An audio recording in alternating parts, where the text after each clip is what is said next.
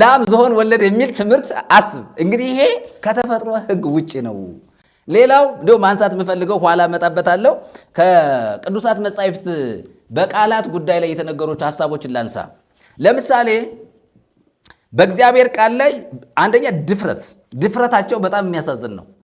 ድፍረታቸው በጣም ከባድ ነገር ነው እና እኔ ማንሳት የምፈልገው ነገር ለምሳሌ በ66ቱ መጽሐፍ ላይ እሺ፣ እነዚህ የቀኖና መጽሐፎችን ከብሉይ ኪዳን መጨረሻ ላይ በብሉይ ኪዳንና በአዲስ ኪዳን መካከል ጣልቃ የገቡትን እነሱን ላስቀምጣቸውና ለምሳሌ ኢሳይያስን እናውጣ። ኢሳይያስ መጽሐፍን እናውጣና ኢሳይያስ ላይ የተቀመጠ ሐሳብ አለ። መጽሐፈ ኢሳይያስ ላይ ስንሄድ ተፋልሶ በሚለው ሐሳብ እንግባና እንይ ምን አይነት ስህተት እንደሰሩ ማየት እንችላለን። እንዴት አድርገው እንዳስቀመጡት ማለት ነው። ኢሳይያስ ላይ 59 ላይ እንሂድ። ሁሉም መስላችሁ መጽሐፍ ቅዱስ እናውጣና ኢሳይያስ 59 ላይ እንሂድና እሱን ክፍል እናነብ። ኦሪጂናሉ መጽሐፍ ቅዱስ እናነብና እንደገና ደግሞ ምን እናነባዋለን? የሁለቶቹን እትም እናነባዋለን። ኦሪጂናሉን እናነበው። ኢሳይያስ 59 ቁጥር 9 ላይ ምን ይላል መሰላችሁ? ይሄኛው ስለዚህ ፍርድ ከነርሱ ዘንድ ርቋል። ምንድነው የሚለው? እሱኛው ኦሪጂናሉን ላይ ያዘው 9 ቁጥር 9 ላይ ስለዚህ ፍርድ ከኛ ዘንድ ነው የሚለው። ነቢዩ ራሱንም አስገብቶ ነው የሚናገረው። ነቢዩ ከኛም ዘንድ ፍርድ ርቋል ነው የሚለው። ይሄኛው የሁለት ሺህ እትም ደግሞ ምን ይላል? ስለዚህ ፍርድ ከነርሱ ዘንድ ምን ብሏል? ርቋል ይልና ጽድቅም አላገኛቸውም ይላል። ቀጥሎ ምንድነው የሚለው? ያኛው ኦሪጂናሉ አላገኘንም ነው የሚል። ኢሳይያስ ራሱን አስገብቶ ነው እየተናገረ ያለው። የሁለት ሺህ እትም መጽሐፍ ግን ምንድነው የሚናገረው? ስለዚህ ፍርድ ከነርሱ ርቋል። ስለሌላ ነው ነቢዩ እየተናገረ። አሁን ይሄ ስህተት ነው። ይሄ ተፋልሶ ነው በራሱ።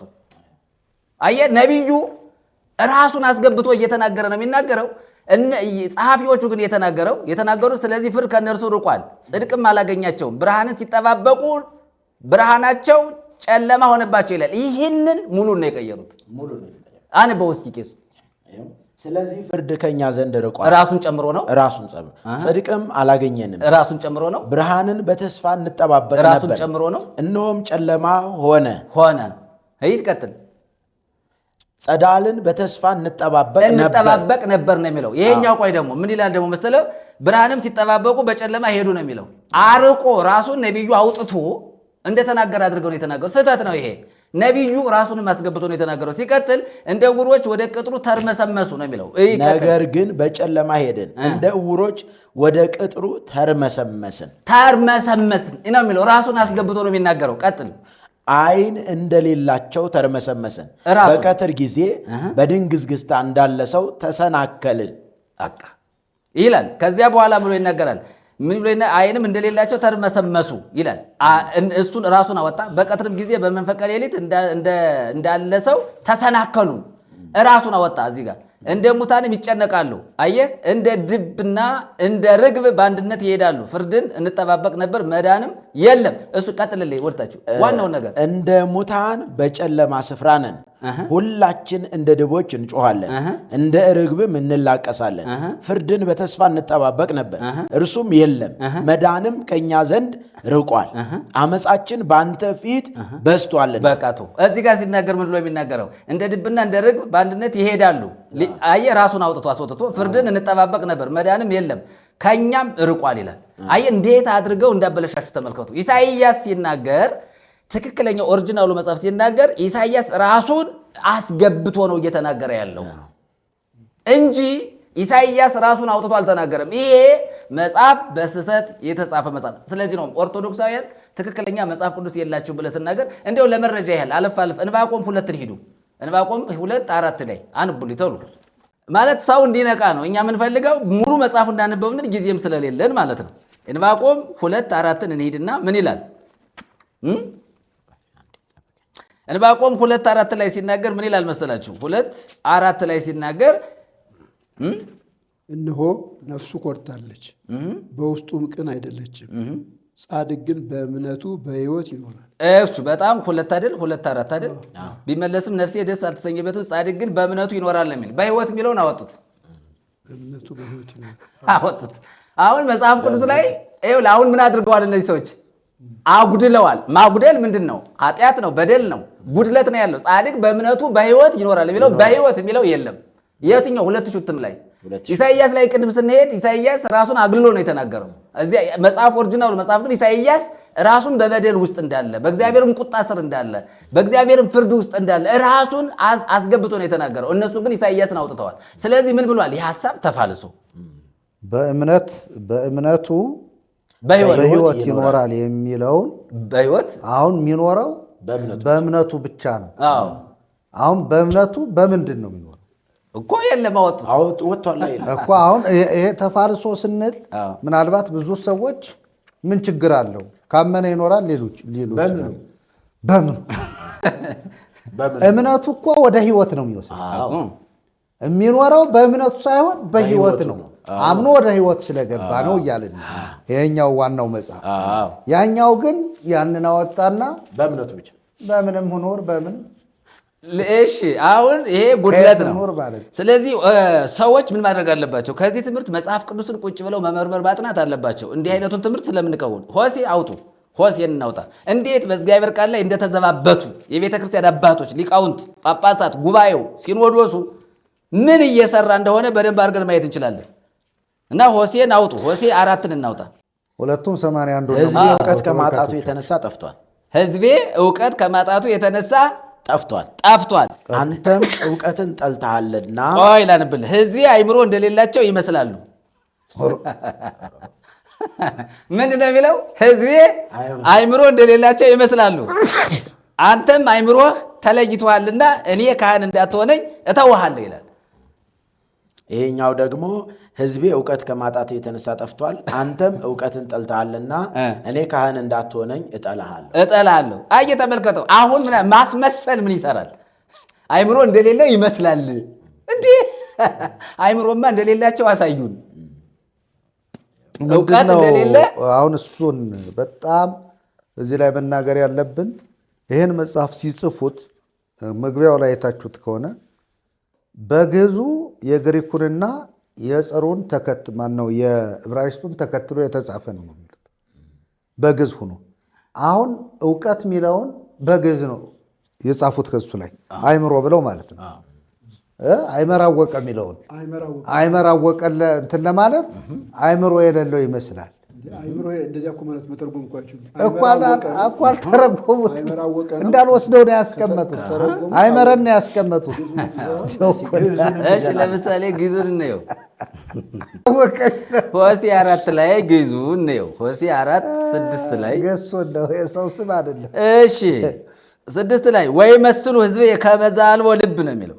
ይሄ ደግሞ ልብ የሌለው። አዎ ይሄ ደግሞ ልብ ነው፣ ያኛው አይምሮ ይላል።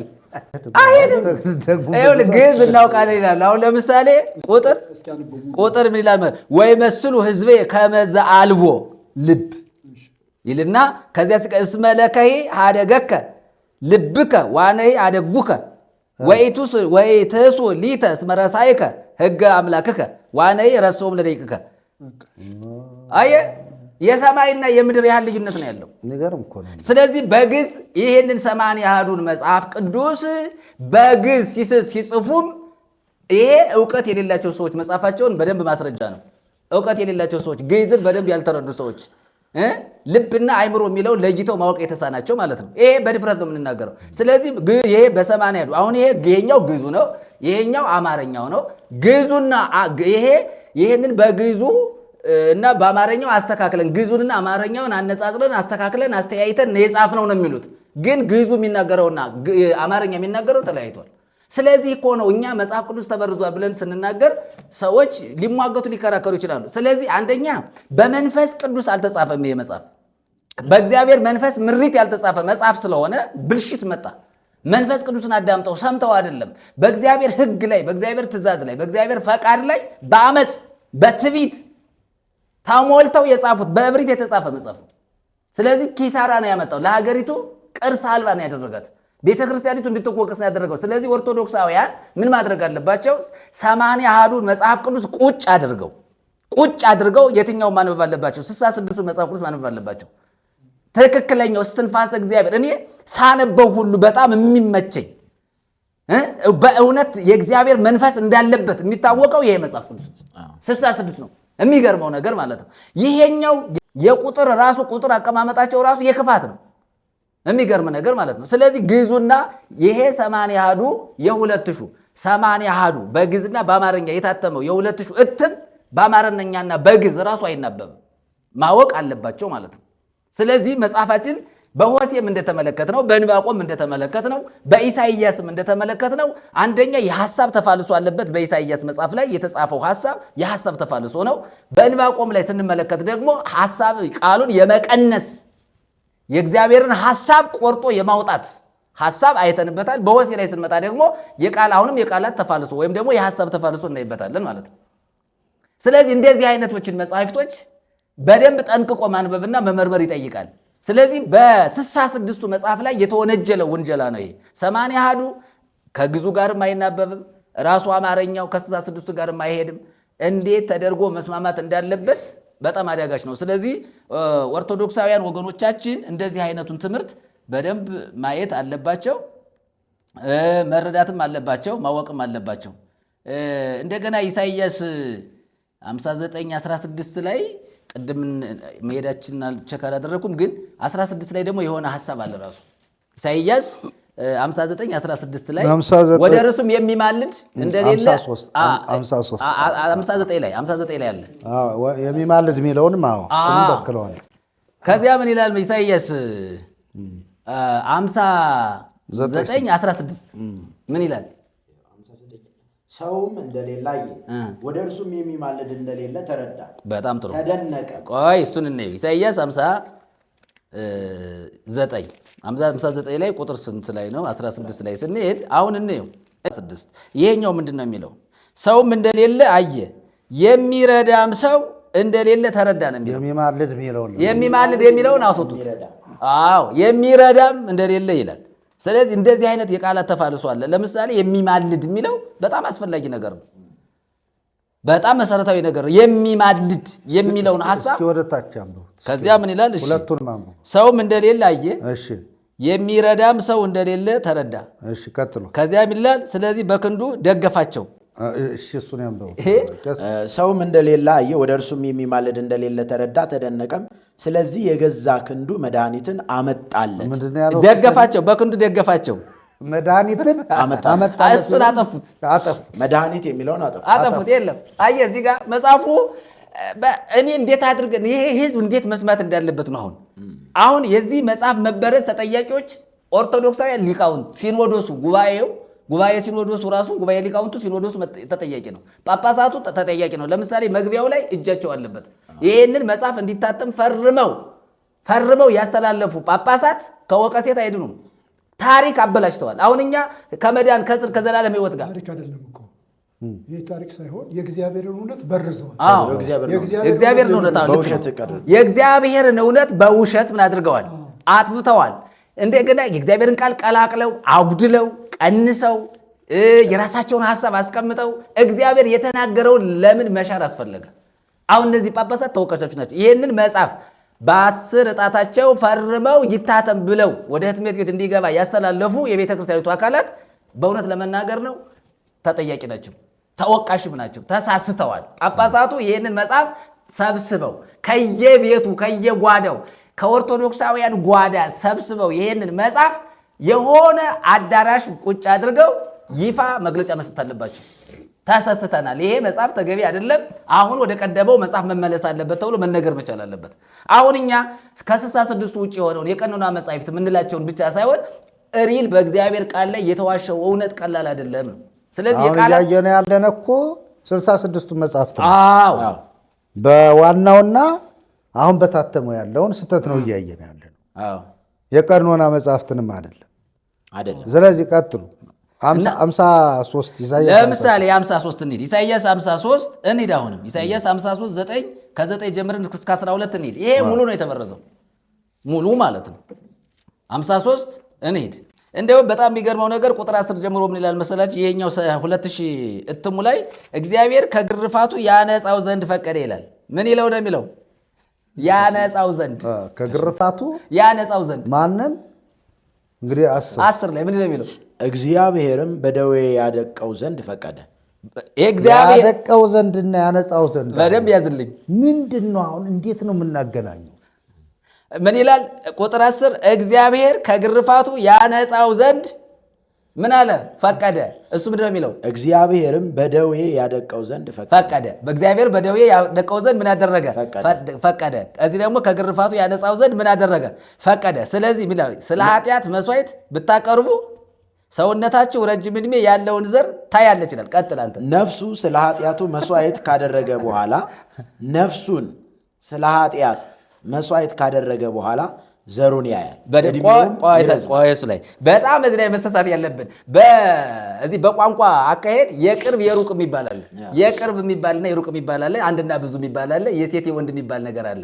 እዚህ ጋር ስንመጣ ስለ ኃጢአት መስዋዕት ብታቀርቡ ይላል። እሱ ደግሞ ራሳችሁ ነፍሱን ስለ ኃጢአት አየህ፣ እዚያ ላይ ስለ ኃጢአታችሁ መስዋዕት ብታቀርቡ ያላቸው እነሱን ነው፣ ሌሎችን ሰዎች ነው። እዚህ ደግሞ የሚያወራ ስለ ራሱ ስለ ክርስቶስ ነው። እዚህ የሚያወራው ይሄ ሐሳብ የሚወክለው ክርስቶስን ነው። ክርስቶስን ነው የሚወክለው። የዚህ የሁለት የትም የሚወክለው ደግሞ ሌሎችን ሰዎች ነው። አየህ፣ የሐሳብ ተፋልሶ አየህ፣ ዕውርነት ማለት ይሄ ነው በነገራችን ላይ። ከዚያ ይቀጥልና ምን ይላል መሰለህ? ስለ ኃጢአት መስዋዕት ብታቀርቡ ሰውነታቸው ረጅም ዕድሜ ይላል። እነዚህ እነማን ናቸው? ከክርስቶስ ውጭ ነው። አየህ፣ የሐሳብ ተፋልሶ ቆርጠው እንደ እግዚአብሔር ይገስጻቸው። ከዚያ ምን ይላል መሰለ? ሰውነታቸው ረጅም ዕድሜ ያለውን ዘር ታያለች ይላል። እሺ ቀጥል። ዘሩን ያያል፣ ዕድሜውም ይረዝማል። ስለማን ነው የሚያወራው? ስለ መሲሁ ነው የሚያወራው። እዚህ ጋር ግን የሚያወራው ሌሎችን ሰዎች ወክሎ ነው የሚያወራው። ጸሐፊዎቹ ገልብጠውታል ሐሳቡን። ረጅም ዕድሜ ያለውን ዘር ምን ትላለች? ታያለች። ቁጥር 11 እግዚአብሔርም ከሰውነቱ ሕማምን ምን አለ ይላል። አሁን ደግሞ ወደ እሱ አመጣ። አዎ ከሰውነቱ ያርግ ዘንድ ይወዳል። እሺ ምን ይላል እሱ ላይ? የእግዚአብሔርን ፈቃድ በእጁ ይከናወናል። ይኸውልህ የእግዚአብሔርን ፈቃድ በልጁ ይከናወናል፣ በእርሱ ይከናወናል የሚለውን እግዚአብሔርም ከሰውነቱ ሕማምን ምን ይላል? ያርቅ ዘንድ ይወዳል ይላል። በጣም ልዩነት አላቸው ማለት ነው። ሲቀጥል ቁጥር እዚያው ብርሃን ላይ ብርሃንንም ያሳየዋል ይላል። ምን ይላል? ከነፍሱ ድካም ብርሃንን ያያል። ከነፍሱ ድካም ብርሃንን ያያል የሚለውን ብርሃንንም ያሳየዋል ነው የሚለው። ከምኑ ድካም ነው መጀመሪያ? ከነፍሱ ድካም ብርሃንን ያያል ይላል። ደስ የሚለዋል ይላል። ብርሃንንም ያሳየዋል፣ በጥበቡም ይለየዋል ይላል። ከነፍሱ ድካም ብርሃንን ያያል፣ ደስ የሚለዋል። ጻድቅ ባሪያዬ በእውቀቱ ብዙ ሰዎችን ያጸድቃል። እዚህ ጋር ብርሃንንም ያሳየዋል፣ በጥበቡም ይለየዋል። ለጽድቅና ለበጎ ነገር የሚገዛውን ጻድቁን ያጸድቀዋል ይላል። በጣም እንዴት አሁን ሌላውን ማለት ነው። ስለዚህ እርሱ ብዙዎችን ይወርሳል፣ ከኃያላንም ጋር ምርኮን ይካፈላል፣ ነፍሱን ለሞት አሳልፎ ሰጥቷልና። በቃ ቆይ እሱ ላይ እዚህ ጋር ምን ይናገራል? ለበጎ ነገር የሚገዛውን ጻድቁን ያጸድቀዋል። አየህ ጻድቁ የሚጸድቀው በምንድን ነው? በበጎ ነገር ነው። እዚህ ጋር መሲሁን ነው እኮ የሚናገር። ይሄኛው ኦሪጂናሉ መጽሐፍ የሚናገረው እሱ የሚያወራ ስለ ሌላ ጻድቅ ነው የሚያወራ። ደግሞ ስለ ክርስቶስ ነው፣ ስለ ክርስቶስ ነው የሚያወራ። ይሄኛው የሚያወራ ስለ ክርስቶስ ነው። ይሄኛው የሚያወራ ግን ሌላው ሰው በስራ እንደሚጸድቅ ነው። እንደውም ጻድቁን ያድነዋል። ምን ይላል መሰለህ? ለጽድቅና ለበጎ ነገር የሚገዛውን ሰው ጻድቁን ያጸድቀዋል። ጻድቁን ነው የሚያጸድቀው። ኃጢአተኛውን አይደለም። ጻድቁን ነው የሚያጸድቀው፣ ኃጢአተኛውን አይደለም። ይሄ ጋር ግን ኃጢአተኛውን ነው የሚል። ይሄ ጋር ኃጢአተኛውን ነው፣ ያኛው ግን ጻድቁን ነው። በጣም ጥሩ። ቀጥሉ። አየህ አንበቡት፣ ጨርሱ። ቆይ እንቀጥላለን። በጣም ብዙ ነገር ነው ያለው። ከዚያ ምን ይላል? በኢሳይያስ 53 መሰረት በ80 መጽሐፍ በ80 መጽሐፍ ሰው የሚጸድቀው በምንድን ነው? በበጎ ነገርና በመልካም ነገር ጻድቁ የሚጸድቅ መሆኑን ነው። እዚያ ጋር የሚናገረው ግን ስለ መሲሁ ስለ ክርስቶስ ነው የሚያወራ። መሲሁ ኃጢአተኞችን ስለሚያጸድቅ። እሺ ቀጥሉ። ከዚያ ምን ይላል መሰለህ? እሺ ያጸድቋል፣ የብዙዎችንም ኃጢአታቸውን እርሱ ምን ያደርጋል? ይደመስሳል። ቀጥል። ከአመፀኞችም ጋር ተቆጥሯልና እርሱ ግን የብዙዎች ሰዎችን ኃጢአት ተሸከመ ይላል። ከዚህ ምን ይላል መሰለ? ስለዚህም እርሱ ብዙዎችን ይወርሳል፣ ከኃያላን ጋር ምርኮን ይከፋፈላል፣ ነፍሱን ለሞት አሳልፎ ሰጥቷልና ከአመፀኞች ጋር ተቆጥሯልና። ከእርሱ ግን የብዙዎችን ኃጢአት ተሸከመ፣ ስለ ኃጢአታቸውም ተሰጠ ነው የሚለው። ማለደ ተሰጠ ነው የሚል እሱ እሱ ተሰጠ። ይሄ 2000 እትሙ ላይ ስለ ኃጢአታቸው ምን አለ ነው የሚለው? ተሰጠ። ማለደ የሚለው የለም። ይሄ ስለ አመፀኞች ማለደ ነው የሚለው እኮ። ቅድም እኮ ኢሳይያስ 59 ላይ ወደ እግዚአብሔር የሚማልድ ጠፋ የሚለውን የሚረዳ ጠፋ ብለው አስቀመጡት። አሁን ደግሞ እዚህ ማለደ ነው ወጣ። ወደ የት ጠጋ እንደሆነ ያው ይገባል። እሺ እንደገና ደግሞ ኤርምያስ 7 እንሂድ። 7 እንሂድና እናነጻጽረው። ኤርምያስ 7:25 ላይ እንሂድ። ኤርምያስ ቆይ እንሂድ እሱ ላይ ድረስ 25 ላይ ነው አይደል? እሺ አባቶቻችሁ ከግብጽ ቆይ 25 24 25 አዎ። ከዚያ ምን ይላል? ይሄኛው 2000 እትሙ የተበረዘው መጽሐፍ ቅዱስ አባቶቻቸው ከግብፅ ምድር ከወጡበት ቀን ጀምሮ እስከ ዛሬ ድረስ በቀንና በሌሊት ባሪያዎችን ነቢያትን ሁሉ ልኬባቸው ነበር ይላል። እሱን እስኪ ያንቡ ቄስ። አባቶቻችሁ ከግብፅ ምድር ከወጡበት ቀን ጀምሮ እስከ ዛሬ ድረስ በየዕለቱ እየማለድሁ ባሪያዎችን ነቢያትን ሁሉ እየማለድሁ የምትለዋ የለችም። እየማለድሁ የምትለዋ የለችም። ይቺ ሀሳብ ተወጣለች። ለምንድን ነው እንዲህ አይነት ጸብ? ይሄ ማለት እነዚህ ይህንን መጽሐፍ ያሳተሙ ሰዎች ወይም ደግሞ ይሄ መጽሐፍ እንዲታተም ፈቃደኛ ሆነው ስራውን የሰሩት ሰዎች አንደኛ የክርስቶስ ኢየሱስን አዳኝነት የተቃወሙ ናቸው። በጽድቅ ላይ ስህተት ሰርተዋል። ለምሳሌ የኢየሱስ ክርስቶስን አዳኝነት፣ የኢየሱስ ክርስቶስን መካከለኝነት፣ የክርስቶስን አስታራቂነት፣ በክርስቶስ የተፈጸመውን የማዳኑን ስራ ገደል የከተተ ትምህርት ነው። ይሄ ስራ የክርስቶስን ጉዳይ ከንቱ ያደረገ። ስለዚህ ምን ብሎ ነው እየተናገረ? እየማለድኩ የሚለውን ምን አድርጓል? አጥፍተውታል። በነገራችን እየማለድኩ የሚለውን እነሱ አሁን ዝም ብሎ ባለማወቅ አወጡት እንጂ ማለዳ ነው የሚለውን ነው የሚያመላክተው። እዚህ ላይ ምልጃን አይደለም። ግን ያወጡት ደግሞ ምልጃ ይላል ብለው ስለሚያምኑ የሆነች ነገር ትርጉሙ ስላልገባቸው ማለደ የምትለዋን ለማውጣት ብለው ሀሳቡን አፋለሱት ማለት ነው። ይገርማሉ እነዚህ ሰዎች በጣም። እሺ ስለዚህ ይኸው በዚህ በመጽሐፍ ላይ ስንመጣ ራሱ በ66ቱ መጽሐፍ ላይ ያለውን ሐሳብ እንዴት አድርገው ፊደሉንም ቋንቋውንም ሐሳቡንም የመልእክት መዛባት አለ። መልእክቱ ራሱ ተዛብቷል እኮ። አሁን ለምሳሌ ስለ መሲሁ የተነገረውን ስለ ሌሎች ሰዎች መናገር ማለት የመልእክት መዛባት፣ የሐሳብ መዛባት ተፋልሶ አለበት መጽሐፉ። ስለዚህ ኦርቶዶክሳውያን ይህንን መጽሐፍ ቅዱስ የ2000 እትም ሊቃውንቱም ሲኖዶሱም ቤተ ክህነቱም ከላይ ያሉ ጳጳሳትም ከታች ያለውም ምዕመን በደንብ አድርጎ ሰምቶ አዳምጦ ይህንን መጽሐፍ ቀስ አድርጎ ሰብስቦ አንድ የሆነ አዳራሽ ያስፈልገዋል። በቃ ያስፈልገዋል። ወደ አዳራሽ መልሱ። ይሄ በየቤታችሁ ትራስ አድርጋችሁ ተቀመጣችሁ ማለት ነው። እንመጣበታለን። ብዙ ነገሮችም ቀጣይ እኔም እናንተም ተናገሩና የምናወራው ነገር አለ። ገና አሁን ይሄ ገና እንደ መግቢያ ነው። ብዙ ሰነዶችን እናወጣለን። እንግዲህ ተመልካቾቻችን በጣም ደስ የሚል መልእክት ነው እየተላለፈ ያለው። ምንም እንኳ የትምህርቱ ይዘት ብዙዎችን ገዳይና ደስ የማያሰኝ ቢሆን በተለይም ደግሞ እግዚአብሔር የሚባለውን አምላክ አንድ ልጁን ክርስቶስ ኢየሱስን ስለኛ መስቀል ላይ አሳልፎ የሰጠ አምላክ አባት እግዚአብሔር ያ ቸሩ አባታችን እሱ በጣም የማይወደው ቢሆንም ነገር ግን በቤተ ክርስቲያኒቱ በመጽሐፍት ላይ የዘመተችውን ኃይለኛ የሆነ ዘመቻ ግን በደንብ የሚያጋልጥ ክፍል ስለሆነ መርጌታ መላክ አሁን ወደ አዋልድ መጽሐፍቱም አልገቡ። ወደ እነ ኩፋሌ ወደ እነ ሄኖክም ወደ እነ ራጉኤል ምናምንም አልገቡ። ወደ እነ ማን ነው? ገና ነው አልተነኩም። ገና ናቸው። የሚገርመው በደንብ ተመልካቾቻችን፣ ሌሎችም ዝም ብላችሁ አንዳንድ እንትን የምትሉት ሰዎች በደንብ ተከታተሉ። እኛ ገድላትንና ድርሳናትን ብቻ አይደለም አዋልድ መጽሐፍት ናቸው እያልነን ያለ መጽሐፍ ቅዱስንም አዋልድ አድርገዋል። ዋና እየጠፋ ነው። በዚህኛው በቀዩ መጽሐፍ ቅዱስ ሁሉም አዋልድ ሆነዋል። እንዳያችሁት እኮ ስለ ኃጢአተኞች ማለደ የሚለውን አስወጡት እኮ። ማለደ በቃ ገደል ገባ። ለምን ሲባል የክርስቶስን መሲሐዊ ወይም ደግሞ የመጣበትን ዋናውን ዓላማ ከመሳት አንጻር ከማሳትም ጭምር የሚሰራ ትልቅ ሴራ እንደሆነ እያየንን ያለን። እኔ በጣም የሚገርመኝ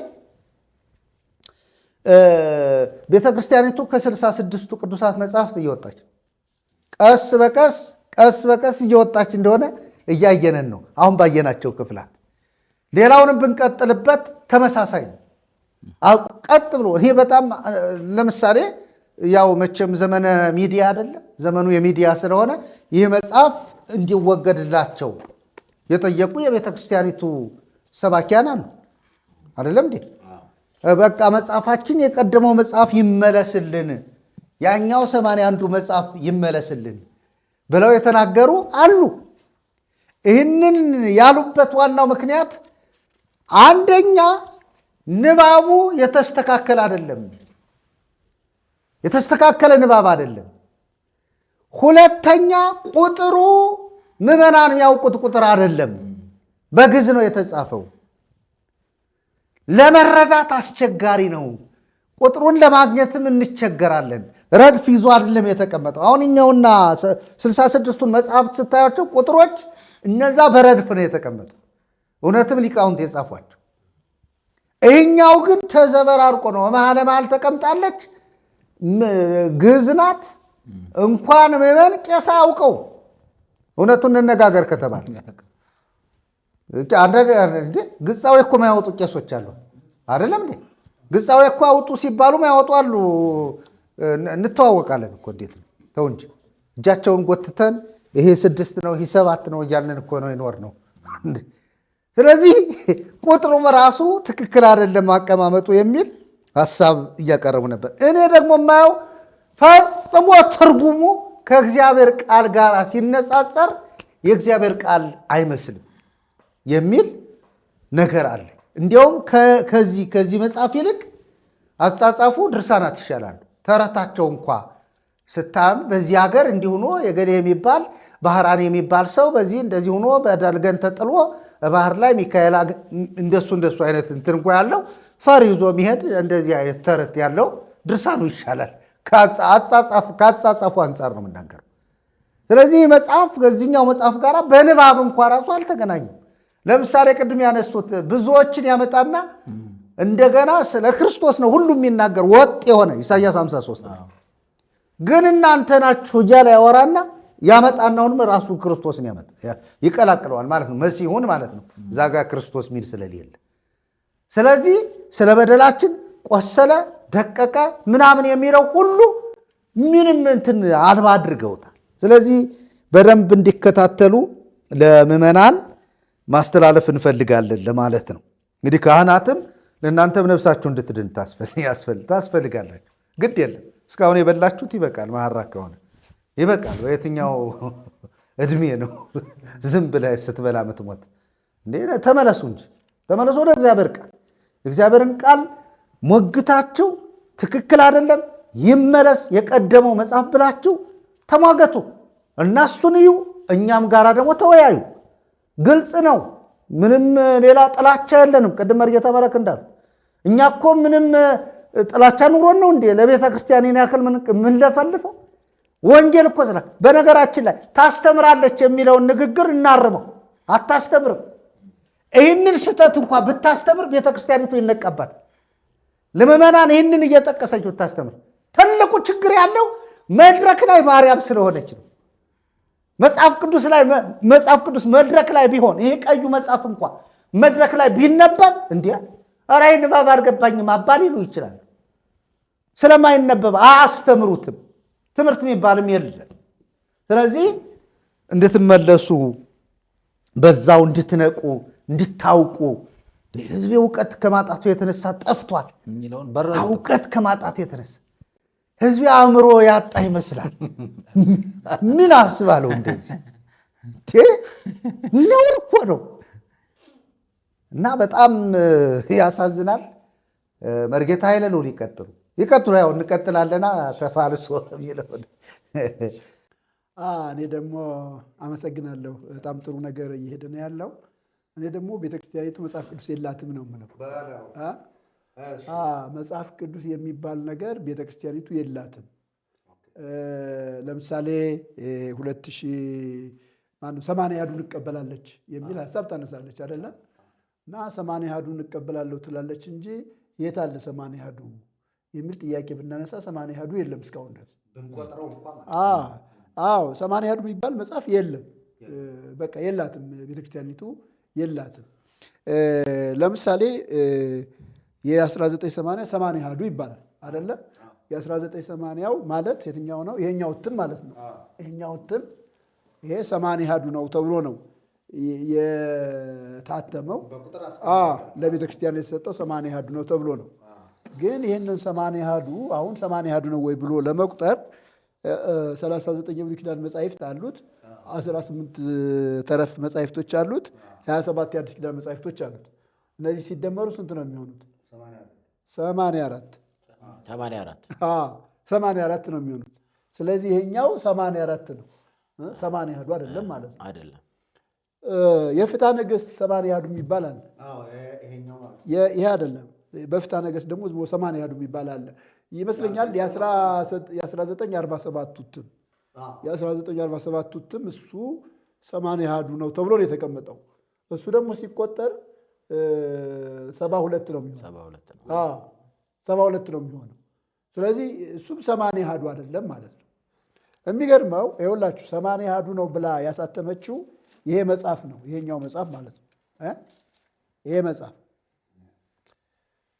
እና ይሄ መጽሐፍ ራሱ ሲቆጠር 80 አሐዱ አይደለም። ይሄ መጽሐፍ ራሱ ሲቆጠር ማለት ነው የሁለት ሺህ እትም ማለት ነው። የሁለት ሺህ እትም 80 አሐዱ ብላ ያስቀመጠችው ይሄ ራሱ 80 አሐዱ አይደለም፣ ከ80 አሐዱ ይበልጣል። ይሄኛው በራሷ ሊቃውንት ተመርምሮ 11 ዓመት የፈጀ 11 ዓመት ፈጅቷል። ይሄ ጥናት ሲደረግ 11 ዓመት ጥናት ከተደረገ በኋላ 3 ጊዜ ነው 3 ጊዜ ቀርቦ በሶስተኛው ነው ይሄ 80 አሐዱ የኢትዮጵያ ኦርቶዶክስ ተዋሕዶ ቤተክርስቲያን የራሷ መጽሐፍ ቅዱስ ብላ በራሷ ሊቃውንት አርማ ያወጣችው። ቅድም መርጌታ መላክ እንደ አብራሩት ግን ምን ያለ ተፋልሶ ያለው በእግዚአብሔር ቃል ላይ የዋሽ ነው። ይሄ 80 አሐዱ ነው ብላ ነው ያሳተመችው። ግን ይሄም 80 አሐዱ አይደለም። የሚገርመው ነገር እዚህ አንድ ነገር ማየት አለብን። ይሄ መጽሐፍ የተተረጎመው ከዚህኛው መጽሐፍ ነው፣ ከግዕዙ ማለት ነው። ከግዕዙ ይሄ ግዕዙ ነው፣ ይሄኛው ደግሞ አማርኛው ነው። የሚገርመው ነገር ይሄኛው መጽሐፍ የታተመው 2000 ላይ ነው። ይሄኛው መጽሐፍ ደግሞ የተታተመው 2014 ላይ ነው።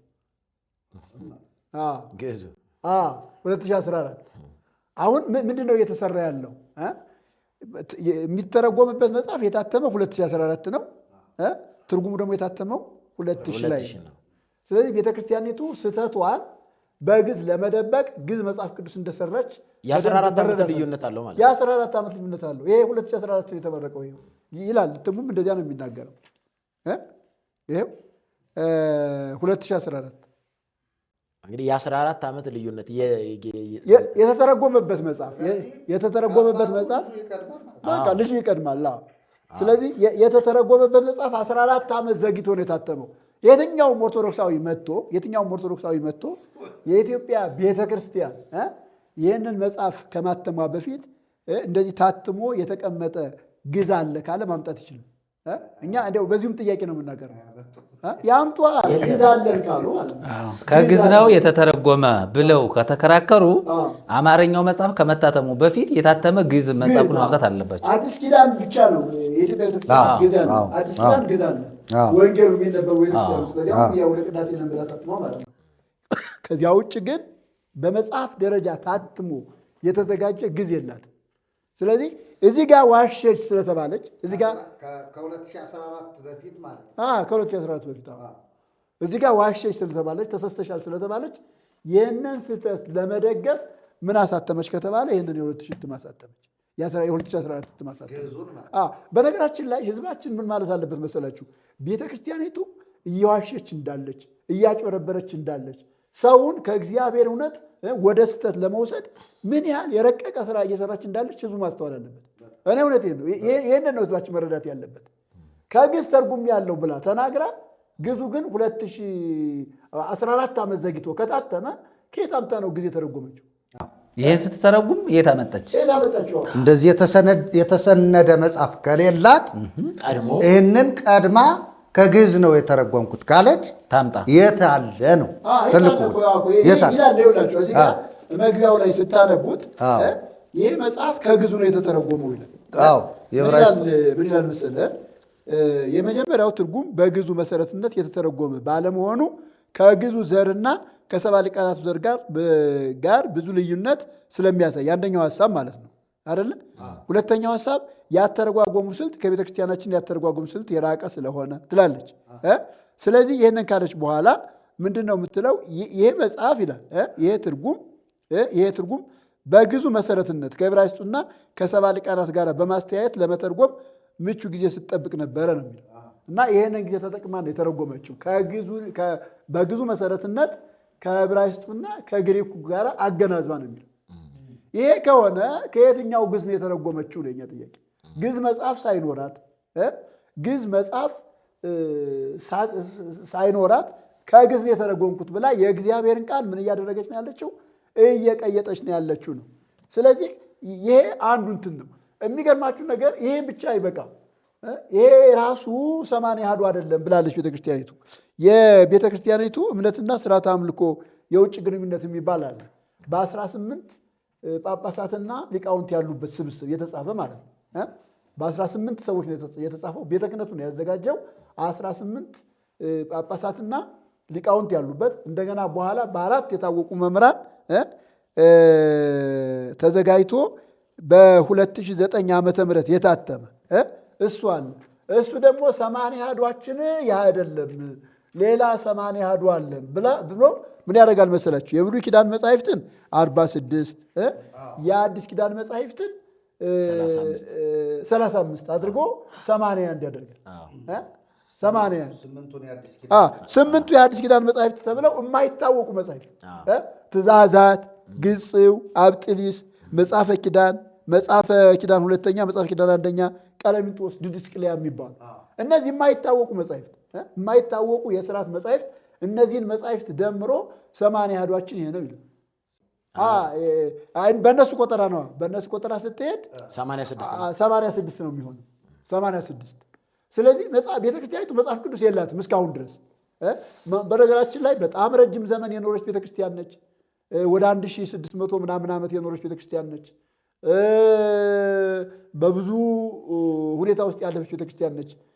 ቤተክርስቲያኒቱ ወደዚህ ስህተት ከመምጣቷ በፊት ወይም ደግሞ ይህንን ስህተት ከማራመዷ በፊት መጽሐፍ ቅዱስ 66ቱ የኔ ነው ብላ ነው ያሰበችው።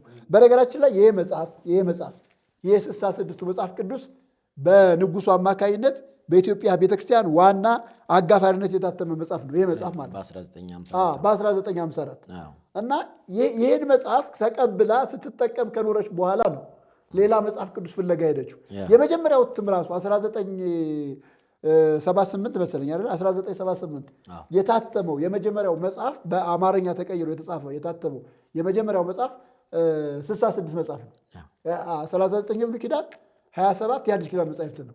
እሱን ሁሉ ተቀብላ ስትጠቀም ከኖረች በኋላ ነገር ግን እውነትን ለመበረዝ ወይም ደግሞ የእግዚአብሔርን ቃል ለመሸቀጥ ይሄ ሁሉ ምንድን ነው ዓላማው ከተባለ ሰው ወደ ክርስቶስ እንዳይመጣ ለማድረግ ነው።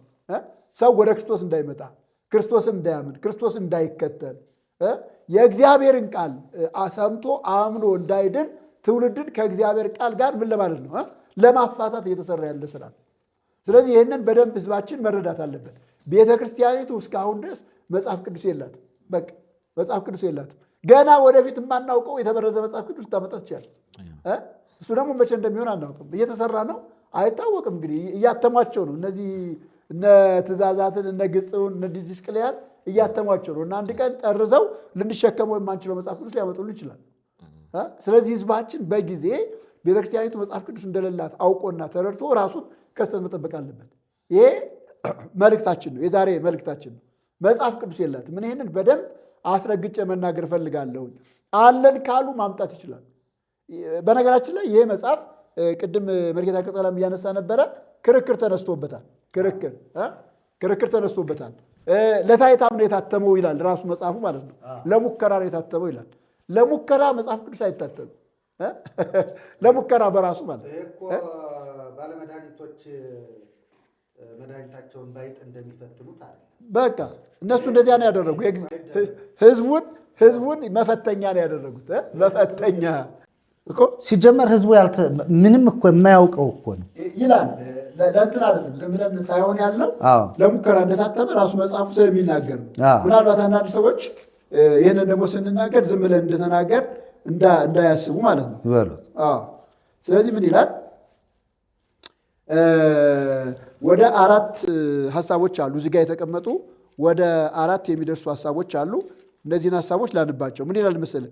በአጻጻፍ በኩል ለሚከተሉ ዝግጅት ተደርገዋልና ከላይ እንደተጠቀሰው የትርጉም ስራ የተከናወነው በግዕዝና በግሪኩ ሰባ ሊቃናት መሰረት ሲሆን በግዕዙ እና በሰባ ሊቃናት መካከል ልዩነት ሲኖር ልዩነቱም በህዳግ በግርጌ ማስታወሻ ላይ እንዲገለጥ ተደርጓል ይላል። ይህ አንደኛው ነው። መሰረቱ ግዕዝ ነው፣ ግን ከግዕዙና ከሰባ ሊቃናት ከግሪኩ ማለት ነው እና ከዕብራይስጥ ነው የሚለው። ልዩነት ሲኖር ልዩነቱ በግርጌ እንዲቀመጥ ተደርጓል ይላል። እዚህ ጋር ራሱ በጣም መታየት ያለበት በትርጉም ሕግ ልዩነት ሲኖር መቀመጥ ያለበት በግርጌ መቀመጥ ያለበት ምኑ ነበረ? ግዕዙ ነው። ወይም እዚያ ጋር የገባው የተለወጠው ነገር ነው መቀመጥ ያለበት። ግን ኦሪጂናሉን አውጥታ ነው ያስቀመጠችው። ኦሪጂናሉን ወይ ዕብራይስጡን ወይ ግዕዙን ወይ አይደለም ዕብራይስጡን ወይ ግሪኩን ታወጣና ታች አስቀምጣ ከዚያ ግዕዙን እዚያ ጋር አስቀምጣል። ይሄ አንዱ ትልቅ ስህተት ነው። በትርጉም ስራ ውስጥ የማይደረግ ብዙ ምሁራን በዚህ ላይ ሀሳብ ሰጥተውበታል። በትርጉም ስራ ውስጥ መደረግ የሌለበት ነገር ነው እየተሰራ ያለው። እንዲሁ ይላል ሁለተኛው ሀሳብ፣ እንዲሁ አንባቢያን የትርጉሙን መሰረተ ሀሳብ በሚገባ እንዲረዱት በምዕራፉ በየክፍሉ ምንባቦች መሰረት ሀሳብ የሚገልጡ አርዕስት ተደርገዋል ይላል። ሶስተኛው በትርጉም ውስጥ አንዳንድ ግልጥ ያልሆኑ ቃላት ሲያጋጥሙ ፍቾቻቸው በህዳግ ላይ ተገልጠዋል ይላል። አራተኛ ትርጉሙ ከግዕዙ ምንባብ እንዳይርቅ ከፍተኛ ጥረት ተደርጓል። ያተረጓጎሙ ስልት በአባቶች ያተረጓጎም ስልት መሰረት ሲሆን በተቻለ መጠን ግልጥና ተነባቢ እንዲሆን ጥንቃቄ ተደርጓል ይላል። አሁን ይህ መጽሐፍ ግልጥና ተነባቢ ነው? እውነቴን እኮ ነው። ይሄ መጽሐፍ እኔ እንደዚህ መጽሐፍ ከብዶኝ ያውቅ። እኔ ብዙ መጽሐፍ ቅዱስ ማንበብ እችላለሁ። ይሄኛውን መጽሐፍ ግን እስካሁን ድረስ አንብቤ አልዘለኩት። አስቸጋሪ መጽሐፍ ስለሆነ ማለት ነው። እና ግልጽ ሆኗል፣ ግልጽ ተደርጓል ይላል። በግቢያው ላይ ሰው ማንበብ ይችላል። ይሄ የሙከራ ስርጭት ነው የሚለው የሙከራ ስርጭት እና ይሄ መጽሐፍ ተሰራጭቶ ሰው ጋር ደርሶ ሰው አስተያየት ከሰጠበት በኋላ እንደገና ይዘጋጃል ይላል። የሚገርማችሁ ነገር ይሄ መጽሐፍ የታተመው ያኔ ሲነገር የታተመው 1000 ኮፒ ነው። ማነው 10,000 ኮፒ ነው የሚለው 10,000 ኮፒ። ግን የሚገርማችሁ ነገር መጽሐፉ አሁንም ቢሆን በመሰራጨት ላይ ነው ያለው፣ አልቆመም። ቤተክርስቲያን ሳትቀበለው ትክክለኛነቱ ሳይረጋገጥ ታምኖበት ታስቦበት ሽፋን ተሰጥቶ ስለተደረገ የመጽሐፉ ስርጭት ምን እያለ ነው? እየቀጠለ ነው ማለት ነው። ስለዚህ ቤተክርስቲያኒቱ የስህተት ጽሑፍ ለሕዝብ እያሰራጨች ነው። ሕዝባችን ደግሞ የተሳሳተ መጽሐፍ ተቀብሎ እያነበበ ነው ማለት ነው። ስለዚህ በደንብ መታየት አለበት። ቅድምም የተነሱ ሀሳቦች የሚያሳዩን ይህንን ነው ማለት ነው። ክብር ለእግዚአብሔር ይሁን። ሌላው ወደ ሁለተኛው እንምጣና ሀሳብ እንምጣና በተለይ በዚህ መጽሐፍ ውስጥ ሁለተኛ ሀሳብ ስንመለከት ራሱ በመጽሐፉ ላይ የተጨመረ ነገር አለ። ራሱ በመጽሐፉ ላይ ማለት ነው። ምን ተጨምሯል ከተባለ አንዳንድ መጽሐፍ ላይ 66ቱ መጽሐፍ ቅዱስ ላይ የሌሉ ነገሮች ተጨምረዋል። ለምሳሌ ኢዮብ 42 ቁጥር 17 አውጡልኝ። ኢዮብ 42 ቁጥር 17 በ66ቱ የምናየው ኢዮብ 42 ስንት ቁጥር ነው ያለው? 17 ይኸኛው 17 ነው ያለው። እስኪ ቄስ አንተ ደግሞ ወጣ ነው ስንት ቁጥር ነው ያለው? ኢዮብ 42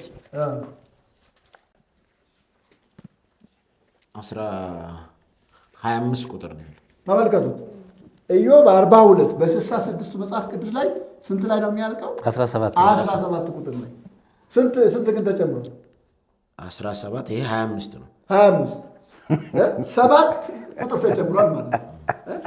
7 ቁጥር ይኸውልሽ እንትኑ ላይ ራሱ ነው እየጨመረች ያለችው። እንትኑ ላይ ብቻ ሳይሆን ይሄ ቁጥር መቀየር ምናምን ብቻ ሳይሆን በዘሩ ላይ ራሱ ምን እያደረገች ነው?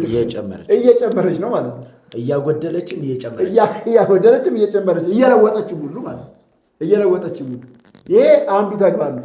ሌላው እስኪ ዳንኤል አውጣልኝ። ዳንኤል ምዕራፍ ትንቢተ ዳንኤል ማለት ነው። በነገራችን ላይ ትንቢተ ዳንኤል ውስጥ በዘሩም ተጨምሯል፣ በምዕራፉም ተጨምሯል። ኧረ ብዙ ነው። እሺ ዳንኤል ስንት? ዳንኤል 3 እሺ ዳንኤል 3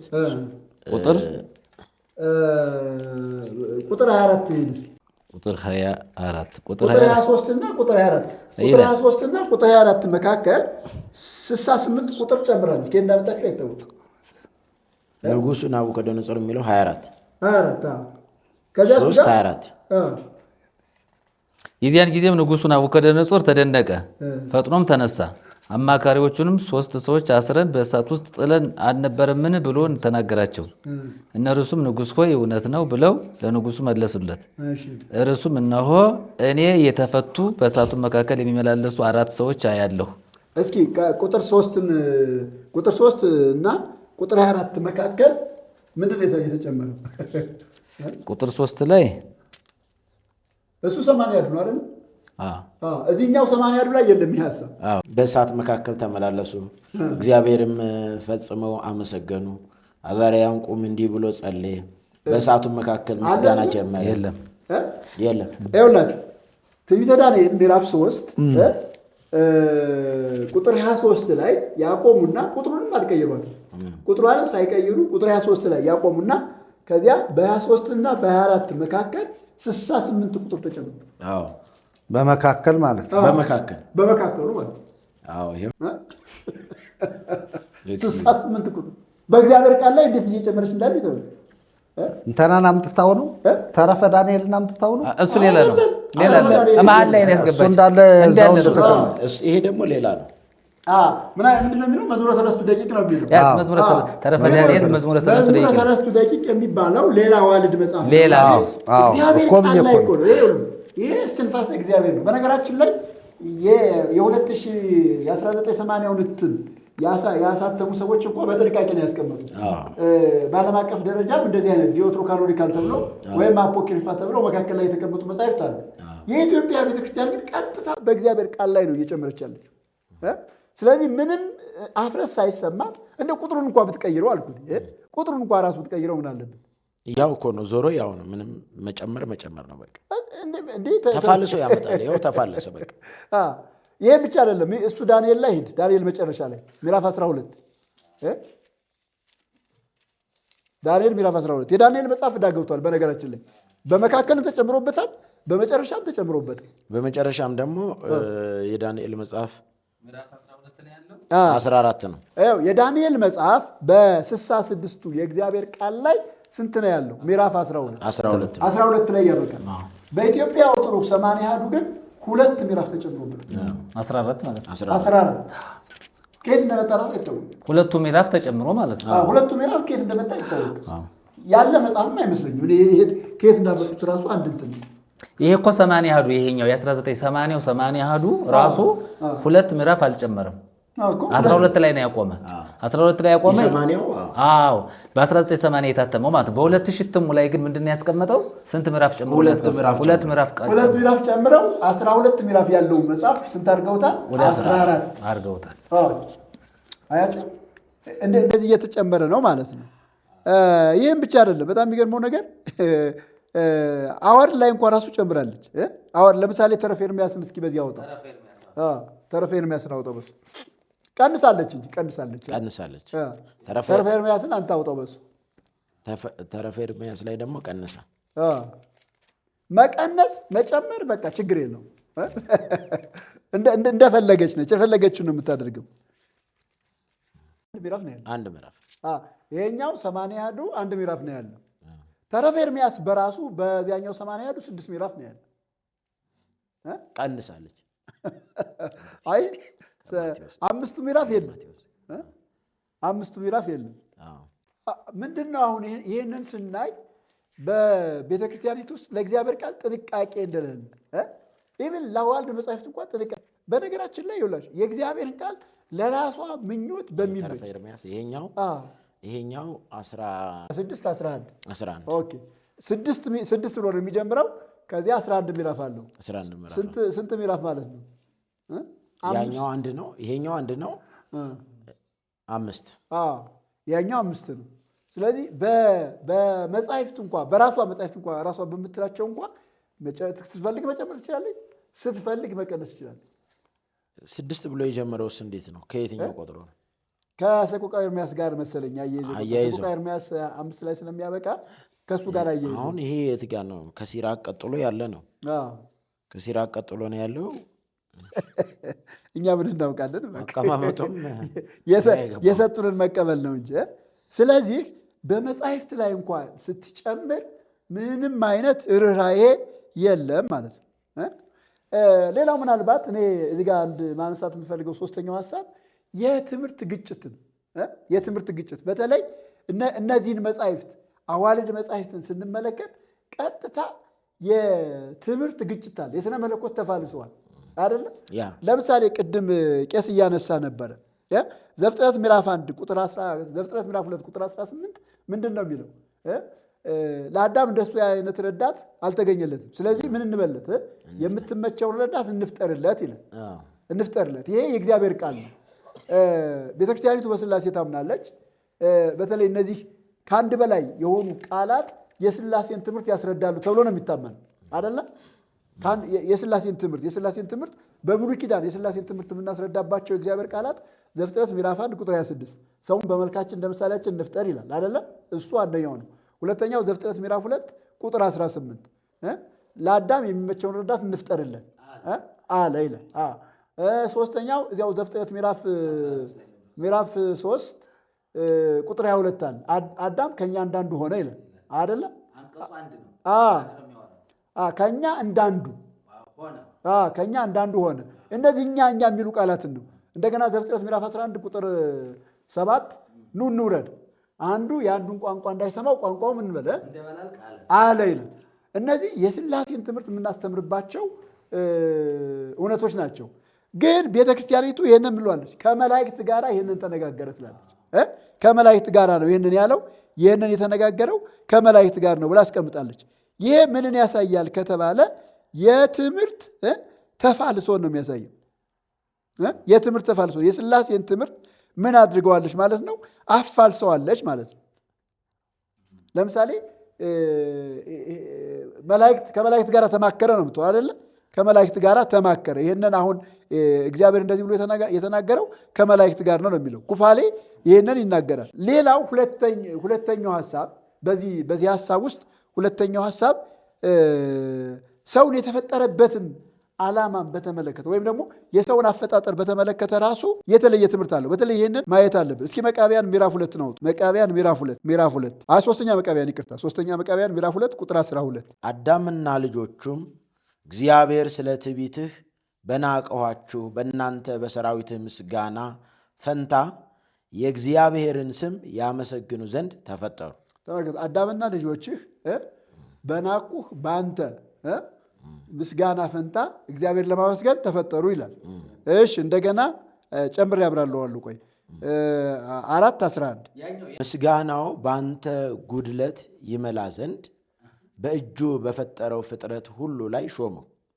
የመሬታዊው በአንተ ጉድለት ነው የሚለው ያንተን ጉድለት ምስጋና አዳምንም በመልኩና በምሳሌው ፈጠረው። ምስጋናው በአንተ ጉድለት ይመላ ዘንድ በእጁ በፈጠረው ፍጥረት ሁሉ ላይ ሾመው። ተመልከቱ።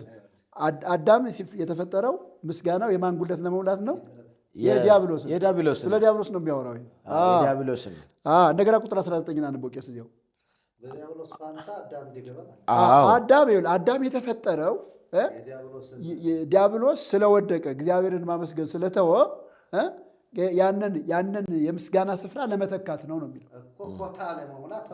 ኮታ ለመሙላት አንተና 19 ደግሞ አንተና እንዳንተ ያሉ መላእክት ባሪያው አዳምም በእግዚአብሔር ሕሊና ውስጥ ነበራችሁ።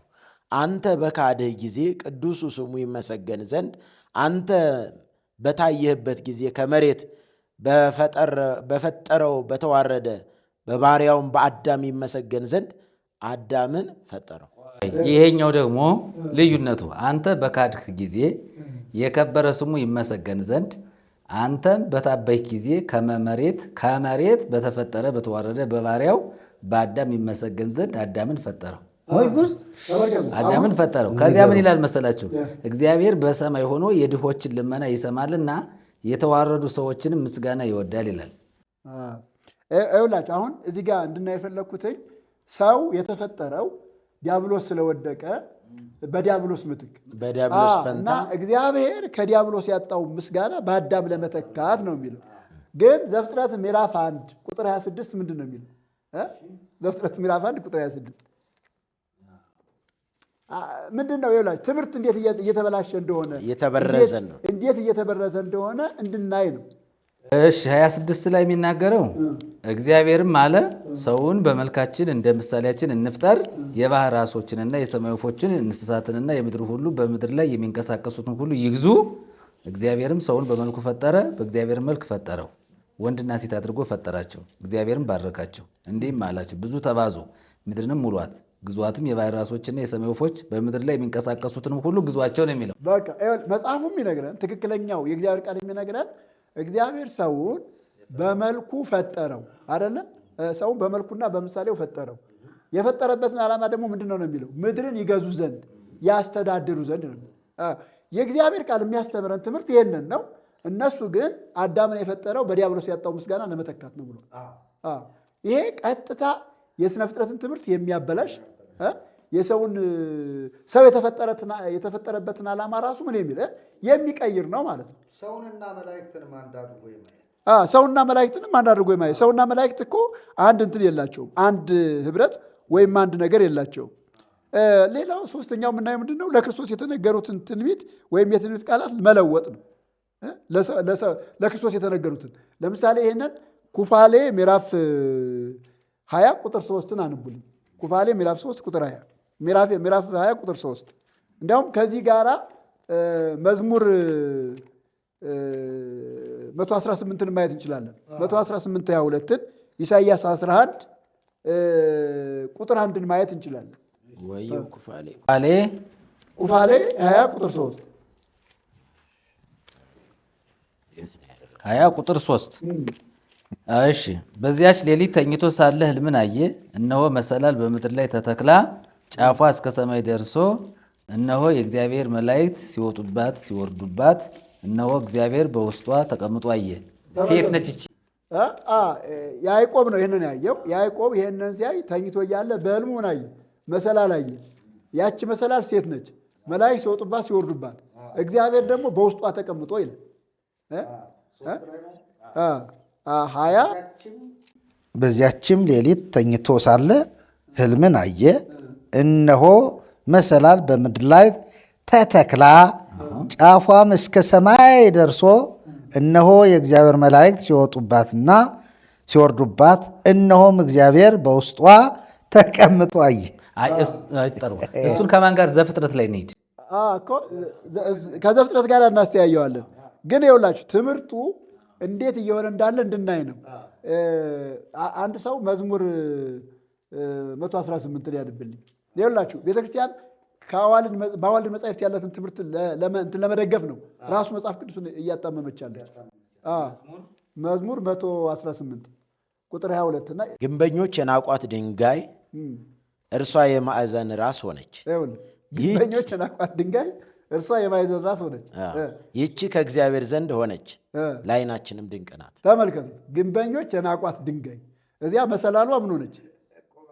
ሴት ሆነች አይደለ? ሴት ሆነችና እግዚአብሔር በውስጧ ተቀምጦ ታየ አይደለ? እዚህ ጋር ደግሞ ምን ታየ? ግንበኞች የናቋት ድንጋይ ሆነች። እሺ ኢሳይያስ 11 ኢሳይያስ 11 ከእሴይ ሥር በትር ትወጣለች፣ አበባም ከግንዱ ይወጣል። የእግዚአብሔር መንፈስ በቃ እሱ ብቻ ማለት ከእሴይ ሥር በትር ትወጣለች። ታስቦ እየተሰራ ነው ትምህርት። ቤተክርስቲያን እያደረገች መሰላችሁ? በደንብ እውነተኛውን የእግዚአብሔርን ቃል ትምህርት እያበላሸች ነው ያለችው፣ እየለወጠች ነው ያለችው። ለምሳሌ ዘፍጥረት 28ን አውጡና ንቡልኝ። ዘፍጥረት 28 ስለ መሰላሉ የተባለውም ማለት ነው። እዚሁ ላይ ምንየው እስኪ ይሄኛው በምንድን ነው የጻፈው? ያንንም ጭምር ቁጥር 10 ነው።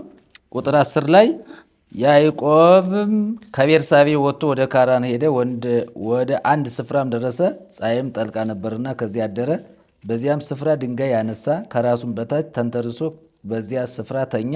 ሕልምም አለመ፣ እነሆም መሰላል በምድር ላይ ተተክሎ ራሱም ወደ ሰማይ ደርሶ፣ እነሆም የእግዚአብሔር መላእክት ይወጡበት ይወርዱበት ነበር። እነሆም እግዚአብሔር በላይ ቆሞበት ነበር።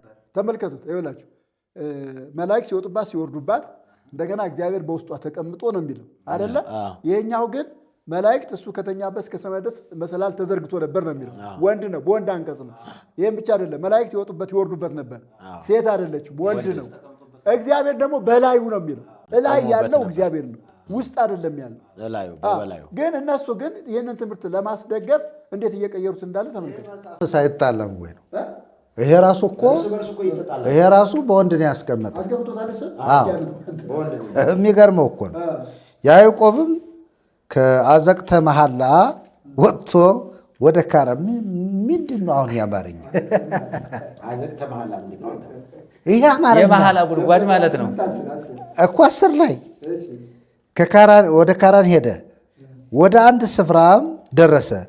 ፀሐይም ጠልቃ ነበርና በዚያ አደረ። ከዚያም ስፍራ ድንጋዮች አንድ ድንጋይ አነሳ፣ ከራሱም በታች ተንተርሶ በዚያ ስፍራ ተኛ። ሕልምም አለመ፣ እነሆም መሰላል በምድር ላይ ተተክሎ ነው የሚለው። ራሱም ወደ ሰማይ ደርሶ እነሆም የእግዚአብሔር መላእክት ይወጡበትና ይወርዱበት ነበር። እነሆም እግዚአብሔር በላዩ ቆሞበት ነበር። በዚህ በራሱ ይመጣል። ዱላ ቢኖረው በዘመን ያዱ ራሱ ትምህርቱ ተጋጨ። በጣም የሚገርም እኮ ነው። መዝሙር 118 በ66 መዝሙር 118 በ66 ኢሳይያስ 11 22 አይደል? ግንበኞች የናቁት ድንጋይ እርሱ የማዕዘን ራስ ሆነ። የናቋት ግንበኞች የናቋት ድንጋይ እርሷ የማዕዘን ራስ ሆነች ነው የሚሉት። የእግዚአብሔር ቃል ግን ግንበኞች የናቁት ድንጋይ ነው። በነገራችን ላይ አዲስ ኪዳን ላይ ራሱ ይህንን ለውጠውታል። አዲስ ኪዳን ላይ ሂደው ይህንን ለውጠውታል፣ ሴት አድርገውታል። ማቴዎስ 11 መሰለኝ፣ ይቅርታ ማቴዎስ 21 ማቴዎስ 21:42 ሆን ብለው እዚህ ማቴዎስ ይሄ ቃል የተጠቀሰበትን በሙሉ ለውጠውት የሐዋርያት ሥራ ላይ ተሸውደዋል። በሙሉ በወንጌላት አይቼዋለሁ። ሴት ያደረገ 42 ታችን ኢየሱስም እንዲህ አላቸው፣ በመጽሐፍ ያለውን ያነበባችሁበት ጊዜ የለምን? ግንበኞች የናቋት ድንጋይ የማዕዘን ራስ ሆነች፣ ይህችም ከእግዚአብሔር ዘንድ ሆነች። እስኪ አንተ ደግሞ አንብበው 42 ኢየሱስ እንዲህ አላቸው፣ ግንበኞች የናቁ ድንጋይ እርሱ የናቁት ነው የሚለው፣ የናቁ ብሎታል። የናቁ ድንጋይ እርሱ የማዕዘን ራስ ሆነ፣ ይህም ከጌታ ዘንድ ሆነ፣ ለዓይናችንም ድንቅ። ተመልከቱ፣ ግንበኞች የናቁት ነው። ወንጌሉን ራሱ አዲስ ኪዳን ነው። ወንጌሉን ራሱ ወንጌሉን ራሱ እስከ መበረስ ድረስ ደርሰዋል። እና ኢሳይያስ 11 እሺ ምን ይላል? በእንትኑ ኦሪጂናሉ 80 አሐዱ ማለት ነው። ከእሴ ግንድ በትር ይወጣል ትወጣለች ነው። ከስሩም ቁጥቋጦ ያፈራል። እሱን አንበው። ከእሴ ስር በትር ትወጣለች፣ በትር ይወጣል የሚለው ተቀይሯል። አበባም ከግንዱ ይወጣል። እሺ ከስሩም ቁጥቋጦ ያፈራል። እሺ ቀጥል። የእግዚአብሔር መንፈስ፣ የጥበብና የማስተዋል መንፈስ፣ የምክርና የኃይል መንፈስ፣ የእውቀትና የእውነት መንፈስ ያርፍበታል። እግዚአብሔርን የመፍራት መንፈስ። አሁን አንደኛ እዚህ ጋር ስለ ሴት ተናግሮ እንዴት ስለ ወንድ መናገር ፈለጉ? እየተፋለሰ ነው። ምንድን ነው እዚህ ጋር እኮ እነሱ ማስገባት የፈለጉት እኮ ነገረ ማርያምን ነው። የማርያምን ትምህርት ነው ማስገባት የፈለጉት። ለዚህ እኮ ነው አየህ ማን ነው መሰላል ተዘርግታለች። በመሰላሏ ውስጥ ደግሞ እግዚአብሔር ተቀምጧል። ማኅፀኗ ውስጥ እኮ እያሉ ነው ከዘላለም ገና እግዚአብሔር ጌታ ሳይወለድ ማርያም ማኅፀን ውስጥ ነበረ እኮ ነው። ለማስባል ነው፣ መንፈሳዊ ለማድረግ ነው። በነገራችን ላይ ይሄ ጥቅስ ራሱ ማን ነው ያዕቆብ 28 ቁጥር 10 ዮሐንስ 1:52 እስኪ ያነቡት ለማን እንደሆነ እንኳን ራሱ መጽሐፍ ቅዱስ አስቀምጦታል። ጌታችን ኢየሱስ መልሶ በበለስ ዛፍ ስር አየሁ ስላልሁህ አመንህን? ከዚህ የሚበልጥ ነገር ታያለህ። እውነት እውነት እላችኋለሁ ከእንግዲህ ወዲህ ሰማይ ሲከፈቱ የእግዚአብሔር መላእክት ወደ ሰው ልጅ ሲወርዱና ሲወጡ ታያላቸው አላቸው ይላል። ይሄ ተመልከቱት። እውነት እውነት አልኩ ማን ነው ከዚህ የሚበልጥ ስላልኩ አመንክን አለ አይደል? ተከተለኝ ከዚህ የሚበልጥ ታያለህ አለ። ከበለስ በታች አየሁ ስላልክ አመንክን ብሎ ተከተለኝ ከዚህ የሚበልጥ ታያለህ ብሎ እውነት እውነት እላለሁ ሰማይ ሲከፈት የእግዚአብሔር መላእክት በእግዚአብሔር ልጅ ላይ ወይም በሰው ልጅ ላይ ሲወጡና ሲወርዱ ታያላችሁ አለ። ስለዚህ ያ መሰላል በብሉይ ኪዳን የነበረው መሰላል ምንድነው ከተባለ የእግዚአብሔር ልጅ ነው፣ ወንድ ነው፣ ኢየሱስ ክርስቶስ ነው። ኢየሱስ ክርስቶስ እዚህ ጋር የተረጎመው ለራሱ ነው። እስኪ ብሎ የሚለው ሐሳቡ እውነት እውነት እላችኋለሁ ከእንግዲህ ወዲህ እልሃለሁ ነው ያለው። እውነት እውነት እላችኋለሁ ሰማይ ሲከፈት የእግዚአብሔርም መላእክት በሰው ልጅ ላይ ወደ ሰው ልጆች አይደለም፣ ሐሳብ ተቀየረ። ወደ ሰው ልጅ አየህ፣ መላእክት በሰው ልጅ ላይ ሲወጡና ሲወርዱ ታያላችሁ አለው። መላእክት ወደ ሰው ልጅ ሲወርዱና ሲወጡ ታያላችሁ። ወደ ሰው ልጅ ይሄ ራሱ ሐሳቡ ቀይሯል። ግን ቀጥታ ትርጉሙን ለማሳየት ነው። አዲስ ኪዳን ላይ ስንገባ ይሄንን በደንብ እናየዋለን። እና ከዚህ የተነሳ ምንድነው አሁን እኛ እያልን ያለ ነው? አንደኛ መጽሐፍ ቅዱስ የላትም። ይሄ አንድ ነገር ነው። እስካሁን ድረስ ይሄ ነው ብላ ያስቀመጠችው ቤተክርስቲያኒቱ መጽሐፍ ቅዱስ የላትም። ገና ሌላ መጽሐፍ ቅዱስ ልታትም እየተዘጋጀች ነው ያለችው። ስለዚህ ሕዝባችን እየተመራ ያለው ያለ መጽሐፍ ቅዱስ ነው፣ ያለ እግዚአብሔር ቃል ነው። ያሏትን መጽሐፍ ቅዱሶች እንኳን እየበረዘች ነው ያለችው፣ እየቀየጠች ነው ያለችው፣ እያበላሸች ነው ያለችው። ይሄ አንድ ነገር ነው። ሁለተኛው ሐሳብ በመጽሐፍት ላይ ደግሞ እየጨመረች ነው ያለችው፣ እየጨመረች ነው ያለችው። ያው እኮ እግዚአብሔር ቃል ላይ እየጨመረች ነው፣ እየቀነሰችም ጭምር ነው አይደል? አንዳንዴ ትቀንሳለች፣ አንዳንዴ ትጨምራለች፣ ታጎላለች። በቃ ችግር የለም። እግዚአብሔር ደስ ካለ መጨመር ነው፣ ደስ ካላለ መቀነስ ነው፣ ከፈለክ ደግሞ መጨመር ነው። እንደዚህ ላይ ያለው። ሌላው ሶስተኛው የትምህርትም ችግር እያመጣች ነው ያለችው። በተለይ የሥላሴን ትምህርት እንግዲህ ቤተክርስቲያኒቱ በሥላሴ እንደምታምን ነው የምናውቀው። ነገር ግን ለሥላሴ የሚጠቀሱ ጥቅሶችን ለመላእክት ሰጣ ማለት ነው። ለመላእክት ሰጣ። ቅድም መርጌታ እየጠቀሰ ነበረ። እግዚአብሔር ከማንም ጋር አልተማከረም፣ ከፍጥረት ጋር አልተማከረም። ወይ የተማከረም ስለ መላእክት ይውታለች ቤተክርስቲያኒቱ። ኢሳይያስም እግዚአብሔርን ማን መከረው ይላል። ማን መከረው? የእግዚአብሔርን መንፈስ አማካሪው ማን? እግዚአብሔርን ማን መከረው? ማንስ እንደዚህ አድርጋ ነው ብሎ ኢሳይያስ ይናገራል። ይህንን ሁሉ ለውጣ ከፍጡር ጋር እንደተማከረ አድርጋ ወይም ደግሞ ከፍጡር ጋር እንደተማከረ የሚናገር መጽሐፍ፣ የሥላሴን ትምህርት የሚያበላሽ መጽሐፍ እየጻፈች እያስቀመጠች ነው ያለችው። መወገዝ ያለበት ይሄ መጽሐፍ ነው። ስነ ፍጥረትም ላይ እግዚአብሔር በባህሪው የማያጋራቸው ነገሮች አሉ። አምላክነቱን አሁን መላእክት ተጋርተዋል። ለምሳሌ አሁን በፍጥረት መላእክት ገቡ። አየህ አሁን ስንት ፈጣሪ ነው ያለ? አሁን እኮ መላእክት ስፍር ቁጥር የሌላቸው ልንቆጥራቸው ማንችል አይላፍ መላእክት ናቸው ያሉ አይደለ? እግዚአብሔር ሰውን ሲፈጥር ከመላእክት ጋር ከተማከረ መላእክትም ምንድን ናቸው? በዚህ መጽሐፍ መሰረት ፈጣሪ ናቸው። ስለዚህ መላእክትን ራሱ ምን አድርጓል ማለት ነው? ፈጣሪ ያደረገ መጽሐፍ አስቀምጣለን። ይኸውላችሁ ቤተክርስቲያኒቱ የምታወግዘው ነገር በጣም ብዙ ነው፣ በጣም ብዙ ነው። ይህን መጽሐፍ ራሱ በማውገዝ መጀመር አለበት። የሥላሴን ትምህርት አስክዷታል። የሰውን ትምህርት አበላሽቷል። የሥላሴን ትምህርት አስክዷል። ስለ ክርስቶስ የተነገረውን ትንቢት ለውጧል። ሌላም ነገሮች አሉ። እነሱን ደግሞ በሌላ ጊዜ እቀጥላለሁ። ተባረክ። እንግዲህ እየተነሳ ያለው ሀሳብ ተመልካቾቻችን በደንብ ይገነዘባሉ ብዬ አምናለሁ። የቤተ ክርስቲያኒቱ ያሳተመችው ይሄ ቀዩ መጽሐፍ፣ ቀዩ ያልነው ይህንን ነው። ቀይ ነው። በጣም መልኩ ያምራል። በነገራችን ላይ መጽሐፍ ቅዱስን ስለ ወንድ የተጻፈውን ወደ ሴት የቀየረው ራሱ መልኩ ይመስለኛል። ሊፕስቲክ ስለተቀባ ምን ጥያቄ ነው? መልኩ ይመስለኛል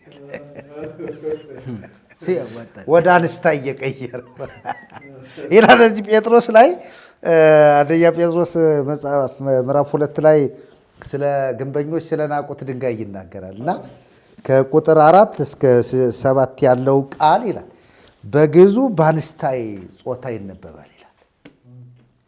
ታች ዳጉ ላይ ያስቀምጠውታል። ልክ ከዛ መዝሙረ ዳዊት 18 ላይ እብን ዘመነንዋ ነደቅት ነው የሚለው ግዕዙ በሴት አንቀጽ ነው የሚጠራው እና ግንበኞች የናቋት ድንጋይ ነው የሚል ስንተረጉመው ቀጥታ ማለት ነው። ነገር ግን በሌላ ቦታ በሴት አንቀጽ ተጠርቶ በወንድ አንቀጽ የተተረጎመ በ66ቱ ቅዱሳት መጽሐፍት እና በቀደመውም 81 ጭምር በወንድ ነው የተጻፈው። ለምሳሌ የያዕቆብን ታሪክ መሰላል ከምድር እስከ ሰማይ ተተክሎ አየ ይላል። ማን? ያዕቆብ። ተተክላ አየች አለን ደግሞ እንተና ኩፋሌ። አሁን ተተክላ አየችና ተተክሎ አየ የጾታም እንደገና ደግሞ የያዕቆብንም ሐሳብ የሚያፋልስ ነው። ያዕቆብ ያየ ወንድ ነው እያለ ነው። ነገር ግን ደግሞ ይሄኛው አዋልድ መጽሐፍት ላይ ያለው ደግሞ ተተክላ አየ ይላል። ለማን ነው የነገረው? ያዕቆብ አየ ነው ያለው እሱም ራሱ። ያዕቆብ ደግሞ አየሁ ነው የሚለው። እግዚአብሔር የተባረከ። ስለዚህ ይህንን ትልቅ ተፋልሶ ይዛ ቤተ ክርስቲያን እንደዚህ አይነት ስሁት የሆኑ ትምህርቶችን ከማውገዝና ከምዕመናን ከማላቀቅ ይልቅ የክርስቶስ ኢየሱስን ወንጌል ሰባኪያንን ታሳድዳለች። እውነት የበራላቸውን እውነት የተገለጠላቸውን ስለ እውነት የሚኖሩትን አትቀበላቸው። ይህን ስንል ቤተ ክርስቲያኒቱ ስንል ምናልባትም ሕንፃዋን እንዳልሆነ ይገባቸዋል። ቤተ ክርስቲያኒቱ በሲኖዶስ የምትተዳደር ነች። ሊቃውንት አሏት የምትባል ቤተ ክርስቲያን ነች። ነገር ግን እነዚህ ሊቃውንት የቀደሙት ሊቃውንት የጻፉት እና የቀደሙት ሊቃውንት የተረጎሙት ትርጉም ትክክል አይደለም ብለው የአሁኑ የዛሬ 2000 አይደለ 18 ዓመተ ምህረት በ2000 ዓመተ ምህረት የነበሩ ወጣት አታሚያን ወይም መተርጉማን ይህንን መጽሐፍ በክለውታል። ለዚህ ነው ልጅ የያዘው ለራት አይበቃም እንዲሉ አባቶች የያዙት አይረባም አይጠቅምም ብለው ልጆች የያዙትና አበላሹት። አይደለም እንዴ? ይህንን መጽሐፍ እኮ በኃላፊነት አብረው ሲያትሙ የነበሩት ሰዎች እናውቃቸዋለን እኮ ይታወቃሉ። ልጆች ናቸው እንዴ? አባቶች አይደሉም። አባቶች እኮ አስረከቡን እንኳ ብንል ለምሳሌ 66ቱን መጽሐፍ ቅዱስ በኢትዮጵያ ቤተ ክርስቲያን ይሄኛው መጽሐፍ ባለመተርጎሙ ንጉሱ ሂደው እንግሊዝ ሀገር አሳትሞ አመጡት ነው። እንግሊዝ ሀገር ሂደው ኢንግላንድ ሂደው ማለት ነው መጽሐፉን አመጡት ይላል። እዚሁ ላይ እዚሁ እንትኑ ላይ እናገኘዋል። ይህንን መጽሐፍ ያመጡት ደግሞ ከንጉሱ በኋላ አይደለም፣ ከንጉሱ አይደለም፣ ከኢህአዴግ በኋላ ይህንን ያኛው 66ቱን ይላል። እዚህ ላይ እኮ ይላል እኮ እንትናቸው እዚህ 66 እኮ የሚለው ለመጀመሪያ ጊዜ በብራና ሰላም እሱማ ነው ትክክል ነው። አምጥተው ንጉሱ በትእዛዝ በብራና ሰላም ማተሚያ ቤት እንዲታተም ተደረገ ነው ያመጡት። ግን ከዛ ሂደው ነው ከዚህ መተርጉማን ስለሌሉ። በኋላ ግን ቤተ ክርስቲያኒቱ በሊቃውንቶቿ በአንድምታ ትርጉም እየተረጎመች መጽሐፍ ቅዱስን ታስተምር ነበር ነው የሚለው። አንድምታ ትርጉም ተርጉማ ለምዕመና ምንድን ነው ያስተማረቻቸው? እስኪ ንገሩኝ እናንተ። ምንድን ነው ያስተማረችን? ለኛ ምንድን ነው ሊቃውንቱ ያስተማሩ? ዜማ ወይንስ መጽሐፍ? ምክንያቱም ቤተ ክርስቲያን አሁን እኛን የሚገርማችሁ ድርሳን ገድል ምናምን ስለምንል መጽሐፍቱ ቅዱሳት መጽሐፍት ተቀባይነት ያላቸውና የተቀበልናቸው መስሏቸው ነበር። አሁን ግን አልተቀበልናቸው። እነዚህን በተለይ እንዳልኳቸው ጾታን የቀየረ እናንተ ይሄ እኮ በእውነት ሰው ቢሆን አካል ያለው ሰው ቢሆን እኮ በእውነት ወንድን ወደ ሴት መቀየር እኮ ከባድ እኮ ነው። በሕግ እኮ ያስወነጅላል እኮ ያስጠይቃል። እግዚአብሔር ደግሞ እምን ዘመነንወ ነደቅት ብሎ ግዙ ስላልጻፈው ዘመነንዋ ስላለ ግንበኞችን አቋት ብለው አዳኙን ከእግዚአብሔር የተላከውን መሲሁን የማዕዘን ራስ የሆነው ሲጀመር እንዴት ሴት ራስ ልትሆን ትችላለች? በእርግጥ እነሱም አዋርደውልኛል ሴትን። ሴቶች ስሙኝ፣ አሁን ታነሱልኛላችሁ ሊቃውንት፣ የሴቶችንም በዛው እናያለን። ምናልባት ከሌሎችም ቤተ እምነቶች ካላቸው የሴቶች ተቀባይነት በእግዚአብሔር ዘንድ ካለው ተቀባይነት አንጻር የሴቶችን ክብርም እንዴት አድርጎ ይሄ አዋልድ መጽሐፍት እንደሚያብጠለጥላቸው እናያለን። ስለዚህ የሴት ራስ ልትሆን አትችልም። የቤተ ክርስቲያን ራስ ወንድ ነው፣ እሱም ክርስቶስ ነው፣ ማርያም አይደለችም። ይህንን ለማን ለመስጠት ነው? ለማርያም ነው። ጽፈውታል እኮ እንተና ማናቸው ገብረ ኪዳን እኮ ጽፈውታል በመጽሐፋቸው አሐቲ ድንግል በሚለው እምን ዘመነን እንኳን አስቀምጠውታል እኮ። ስለዚህ ከክርስቶስ ይልቅ ማርያም በልጣባቸው። እግዚአብሔር በውስጧ ነበር አስቀድሞ ተጸንሶ በዛ ውስጥ ምናምን የሚል አምድምታ ለመስጠት የተቀየረ እና በመጽሐፍ ቅዱስ ላይ የተካሄደ ታላቅ ዘመቻ ነው። በጣም የኢትዮጵያ ኦርቶዶክስ ቤተክርስቲያን ምዕመናን ሆይ ሊቃውንቶች፣ እሱን በተመለከተ አሁን ብሉይ ኪዳን ሁልጊዜ የሚጠቀሰው ከዕብራይስጥ ነው እና ዕብራይስጡ ሮሽ ነው የሚለው። ሮሽ ማለት ደግሞ ማን ማለት ነው ይላል። እዚህ ያየው ነው ወንድ ነው፣ የሴት ጾታ አይደለም። የሴት ጾታ ኢሻ ነው። ኢሻ ማለት ሴት ማለት ውመን ማለት ነው እና በዕብራይስጡ ራሱ ሶርሱ ማለት ነው። ሶርሱ ሮሽ ነው የሚለው እና ሮሽ የሚለው ቃል ኢሽ ወንድ ነው። ኢሽ ወንድ ነው። ኢሻ ሴት ነው። ሴት ስትሆን ሄት የሚለውን ቃል ይጨምራል። እግዚአብሔር ይመስገን ያው ዕብራይስጥ እያስተማረን ስለሆነ ጌታ እናመሰግናለን። እና ኦሪጂናል ቋንቋው ራሱ በወንድ የተቀመጠው ለማለት ነው። በግዙ ነው እኮ ያስቀመጡት እነሱ። በግዙ በአንስታይ ይነበባል እኮ ያሉ እነሱም በሌላው ቋንቋ አይደለም በግዙ ነው ያሉት።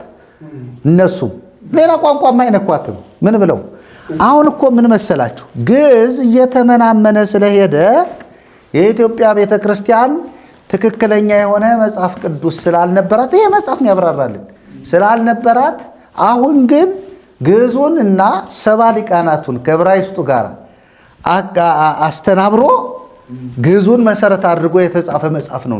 ምን ማለት ነው? በሌላ አነጋገር በሌላ ቋንቋ ወይም ማዘር ላንጉጅ የቀደመው ቋንቋ የሚባለው እሱ ለኢትዮጵያ ኦርቶዶክስ ቤተ ክርስቲያን ምንም ነው። የኢትዮጵያ ቤተ ክርስቲያን ቋንቋዋ ግዕዝ ነው ትልቁ ጉዳይ።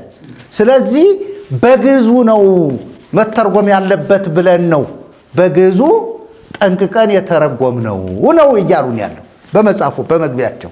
ስለዚህ ሌሎችን ቋንቋዎች አስወጥቶ ግዕዝን ማስገባት ማለት ነው። በጣም የሚገርመው ደግሞ የሚገርማችሁ ዕብራይስጥ እንግዲህ የዕብራይስጡ መጽሐፍ የአይሁድ ወይም ደግሞ የእስራኤል ሊቃውንት የተጠቀሙበት ቋንቋን ብሉይ ኪዳን የዕብራይስጡን ቋንቋ ከጣለችው መጽሐፍ ቅዱስን ከእስራኤል አስቀድማ የተቀበለች የኢትዮጵያ ቤተ ክርስቲያን እንደሆነች እዚህ ላይ ይናገራል። እዚሁ ክፍል ላይ ብሉይ ኪዳንን የተቀበለች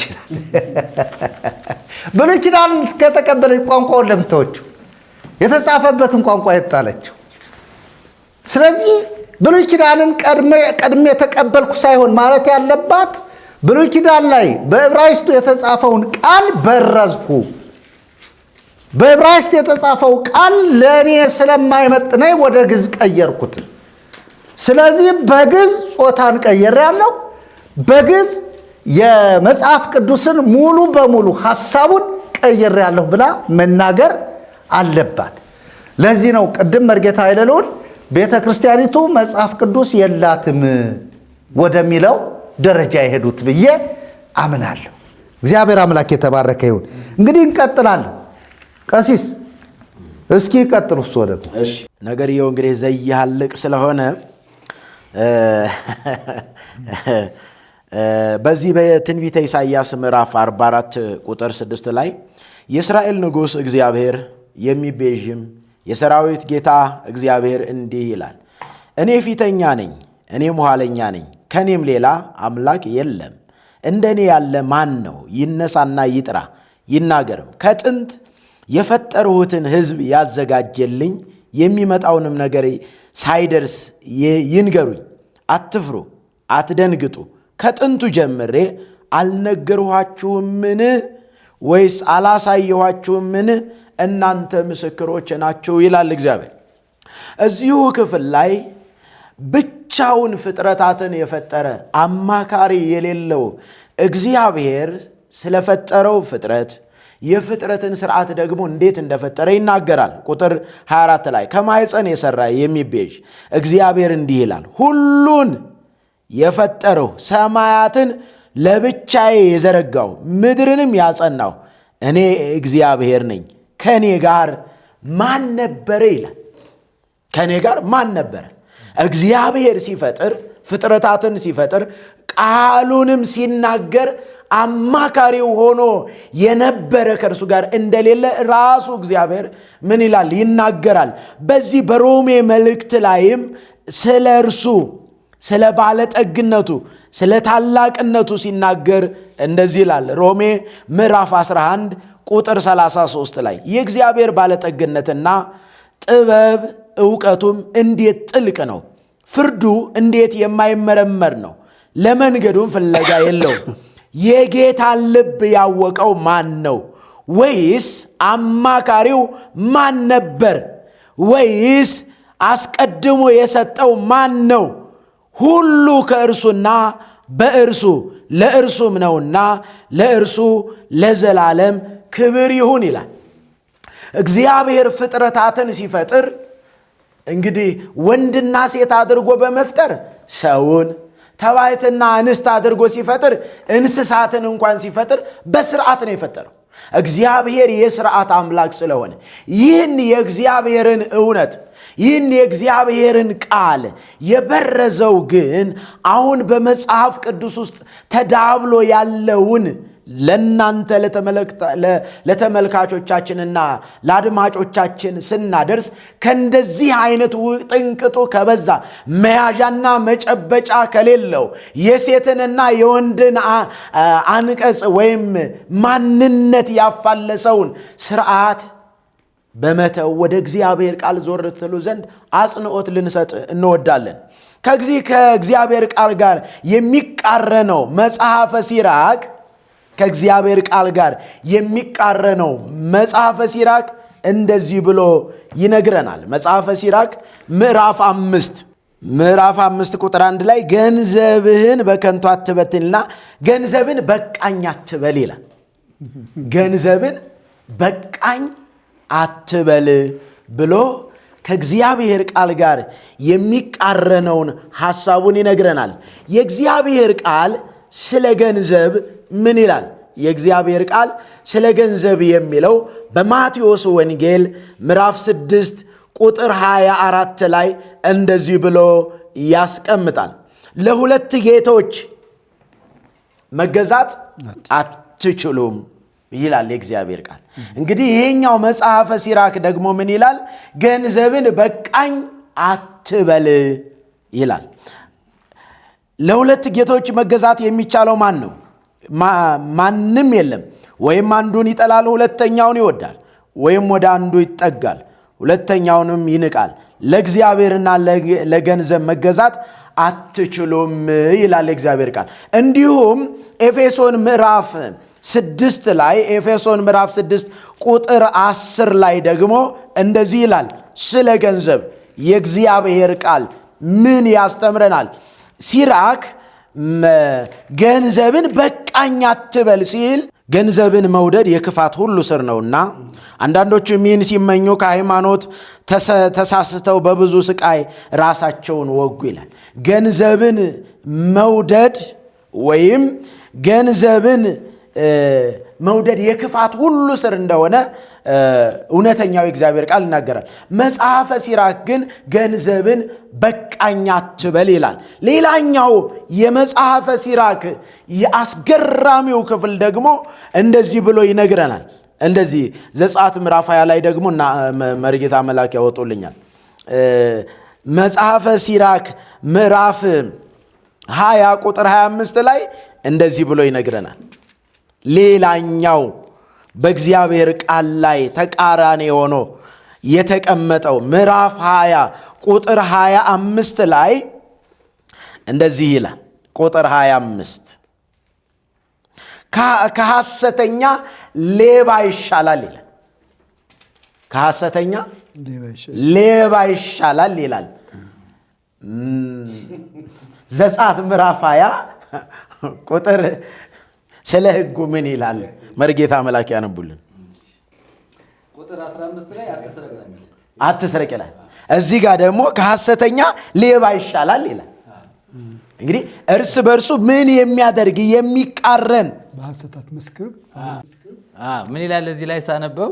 አባትና እናትህን አክብር፣ እግዚአብሔር አምላክህ በሚሰጥ ምድር ዕድሜ እንዲረዝም፣ አትግደል፣ አታመንዝር፣ አትስረቅ፣ በባልንጀራህ ላይ በሐሰት አትመስክር። ሐሰትም አንዱ ነው። የባልንጀራህን ቤት አትመኝ። ሁለቱን ነው። አሁን አትስረቅንና በሐሰት አትናገርን ነው። እዚህ ላይ ግን ምን ይላል? ከሐሰት እዚህ ከሐሰተኛ ሌባ ይሻላል ይላል። ከሐሰተኛ ሌባ ይሻላል ይላል። ሌላኛው የተፈጥሮን ሕግ ያዛባው መጽሐፈ ሲራክ ምዕራፍ 9 ላይ ደግሞ እንደዚህ ይላል። የሴትና የወንድን ሴትና ወንድን የለያየበት ክፍል ሴትና ወንድን የለያየበት ክፍል ምዕራፍ 9 ላይ ደግሞ እንደዚህ ይለናል። ምዕራፍ 9 ላይ እርሶም ያወጣሉ። ምዕራፍ 9 ቁጥር 2 ላይ የሚለውን ደግሞ እንመልከተው። ኃይልህ እንዳትደክምብህ ለሴት ልብህን አትስጣት። እንግዲህ እግዚአብሔር ሲፈጥር ሴትና ወንድ አድርጎ ነው የፈጠረው። ሴትና ወንድን የሚለያይ ሐሳብ የያዘ ነው መጽሐፈ ሲራክ። ኃይልህ እንዳትደክም ለሴት ልብህን አትስጣት፣ በወጥመዷም እንዳትያዝ ይላል። በወጥመዷም እንዳትያዝ። እንግዲህ ይሄ የሴትንና የወንድን ጥምረት ምን የሚያደርግ ነው? የሚለያይ ነው። ምዕራፍ 25ም ቁጥር እሱ ላይ ምን ይላል? 9:2 ላይ ምንድን ነው የሚለው? ክፉ ትምህርትን እንዳትማርብህ በአጠገብህ የምትተኛ ሚስትህን አታስቀናት ይልና ምስጢርህን እንዳታወጣብህ ለሴት ልብህን አትስጣት። እንዳታስተምርህ። ክፉ የምታስተምር ማናት? ሚስት ናት። በመጽሐፈ ሲራክ ሐሳብ ክፉን የምታስተምር ማናት? ሚስት ናት። ስለዚህ ባልና ሚስትን የሚለያይ መጽሐፈ ሲራክ ምን ይለናል? ሌላው እዚህ ላይ ደግሞ ቀሲስ በጣም ጥሩ ሐሳብ ስላመጡ መጽሐፈ ሲራክ እዚህ ላይ ምን ይላል? በዘፈኗ እንዳታስትህ ከዘፋኝ ሴት ጋር አትጫወት ይላል። ዘፋኝነትስ እንዴት ነው የሚታየው? አሁን እንግዲህ ዘፋኝነትንም በአንድ በኩል ይኮንናሉ፣ በአንድ በኩል ደግሞ ዘፋኝነትም ለቤተ ክርስቲያን አስፈላጊ ነው ብለው ዘፋኝ አይደል እንደ ቤተ ክርስቲያን ይወርድ ከካህናት አንስተ ከዲያቆናት ጀምረ ከካህናት አጠቃላይ በቤተ መቅደሱ በአውደ ምሕረቱ ከበሮ ሲደበድብ ሲዘፍን ሲጨፍር የሚታየው ማለት ነው። ተግባሩን እነሱ ናቸው እኮ። ዘፈን ኃጢአት ነው አይደለም? ኃጢአት ነው። ኃጢአት ከሆነ ለምን ይሄው መጽሐፉም ይላል እኮ እዛው እርስ በርሱ ምን የሚያደርግ ነው የሚጋጭ እንደሆነ እንመለከታለን። ሌላው ግብሯ እንደ ግብርህ። እንግዲህ ልብ በሉ ምዕራፍ 25 ቁጥር 24ን ደግሞ ይመልከቱ። ምዕራፍ 25 ቁጥር 24 ሲራክ ማለት ነው። መጽሐፈ ሲራክ እዛው እስቲ ምዕራፍ 20 እሱ ደግሞ ፍታት ነው ይላል። ምዕራፍ 20 ቁጥር እግዚአብሔር እንግዲህ የእግዚአብሔርን ቃል እንዴት እንደሚቃረን ምዕራፍ 25 ቁጥር 24 በመጀመሪያም ኃጢአት ከሴት ተገኘች፣ በእርሷም ምክንያት ሁላችን እንሞታለን። ለውሃ መፍሰሻ አታብጅለት፣ ለሴትም የልብህን ምስጢር አታውጣላት፣ እንደ ጠባይህ ካልሆነች ፍታት ይላል። እግዚአብሔር ደግሞ በቃሉ ፍቺን እጠላለሁ ይላል። መጽሐፈ ሲራክ ደግሞ ምንን ያውጅልናል? ፍታት። ይሄ በኢትዮጵያ ኦርቶዶክስ ተዋሕዶ ምን ይላል? ሌላው ሊቃውንት የታበት ተሻሽሎ በቃ ታርሞ ስንዱም መቤት አዘጋጀነው ያለችው ደግሞ ምን ይላል? ፍታት ይላል። የእግዚአብሔር ቃል ደግሞ ፍቺን እጠላለሁ ይላል። እሺ ይቀጥሉ። እዚህ ላይ ቁጥር 25 ላይ 25 ምዕራፍ 25 ቁጥር 25 ላይ ግብሯ እንደ ግብርህ ካልሆነች ፍታት፣ ከሰውነትህም ለያት ይላል። እንግዲህ እግዚአብሔር ወንድና ሴት አድርጎ ቆረጠ ነው አይደል? አዎ ቁረጣት ምትራ ነው የሚለው። አዎ ቁረጣት ነው። እንግዲህ ለማይቆለት ከመጊዝከ ምትራ ምን ካንተ ቁረጣት እና ይሄ ባልና ሚስትን እንኳን ምን የሚያደርግ የሚለያይ የሚያቆራርጥ እንበለዋ ታዲያ የሚለያይ ነው፣ የሚያገዳድል ቁረጣት ካለ እኮ ያው ግደላት እንደማለት እኮ ነው። ሐሳቡ እንደዚያ ነው። ሌላ ሐሳብ ካለ አይ ግዙ ይኸውልህ፣ እሱ ላይ ትንሽ ምን ማድረግ አለበት መሰላችሁ? እሱ ላይ ግዙ ምን አለ መሰላችሁ? አንዳንድ የቤተ ክርስቲያን ሊቃውንት ነን የሚሉ ሰዎች በግዙ መጽሐፍ ቅዱስ 80 የ2000 እትም ተሳስቷል ከተባለ ግዙን ገብተን ማየት መወያየት እንችላለን የሚሉ ሰዎች አሉ ማለት ነው። ስለዚህ ግዙም ራሱ ከትርጉሙ ጋር የማይሄድ የተሳሳተ እንደሆነ አንደኛ የግዕዝ አተረጓጎማቸው ትክክለኛ ትርጉሙን አልጠበቀም። ከዚህኛው ከአማርኛው መጽሐፍ ቅዱስ ጋር ምን ሄድ አይችልም። አሁን መተረና ለይ የሚለው በግዕዝ ቋንቋ ራሱ ለየ ለማለት ሌላዬ ነው፣ ለያት ለማለት ሌላያ ነው አይደል መባል ያለበት? አዎ ምትራ ካለ ደግሞ ቁረጣት በቃ። ስለዚህ አሁን እንግዲህ ሚስጥር የምታወጣበት ከሆነ ክሳዶ የምትሮ ይላል እኮ ይላል ይቁረጠዋል። አዎ ይላል ክሳዶ። ይኸውላችሁ አሁን ሚስጥር የምታወጣብህ ከሆነ ከግብርህ ጋር ግብሯ የማይሄድ ከሆነ ምን አድርጋት? ግደላት እያለ ነው ግዕዙ። እንግዲህ ምተራት ካለ ቁረጣት ካለ ግደላት እያለ ነው። አማርኛው ደግሞ ፍታት ለያት እያለ ነው። ስለዚህ ይሄ መጽሐፈ ሲራክ ወይም ደግሞ በመጽሐፍ ቅዱስ ውስጥ ተዳብለው ያሉት አዋልድ መጽሐፍ እንበላቸው ወይ ደግሞ ምንጫቸው ያልታወቀ ተርጓሚያቸውም ያልታወቀው ምን ይላል ስንል ለሴት የልብን ምስጢር አታውጣላት፣ እንደ ጠባይ ካልሆነች ፍታት የሚል ነው። ምን መጽሐፈ ሲራክ ወንድና ሴትን ምን የሚያደርግ የሚለያይ፣ ባልና ሚስትን የሚያጋድል እንግዲህ ይህ ምን ሆኖ ቀርቧል ማለት ነው? መንፈሳዊ ተብሎ በመጽሐፍ ቅዱስ ውስጥ ተካቶ ያለ ነው።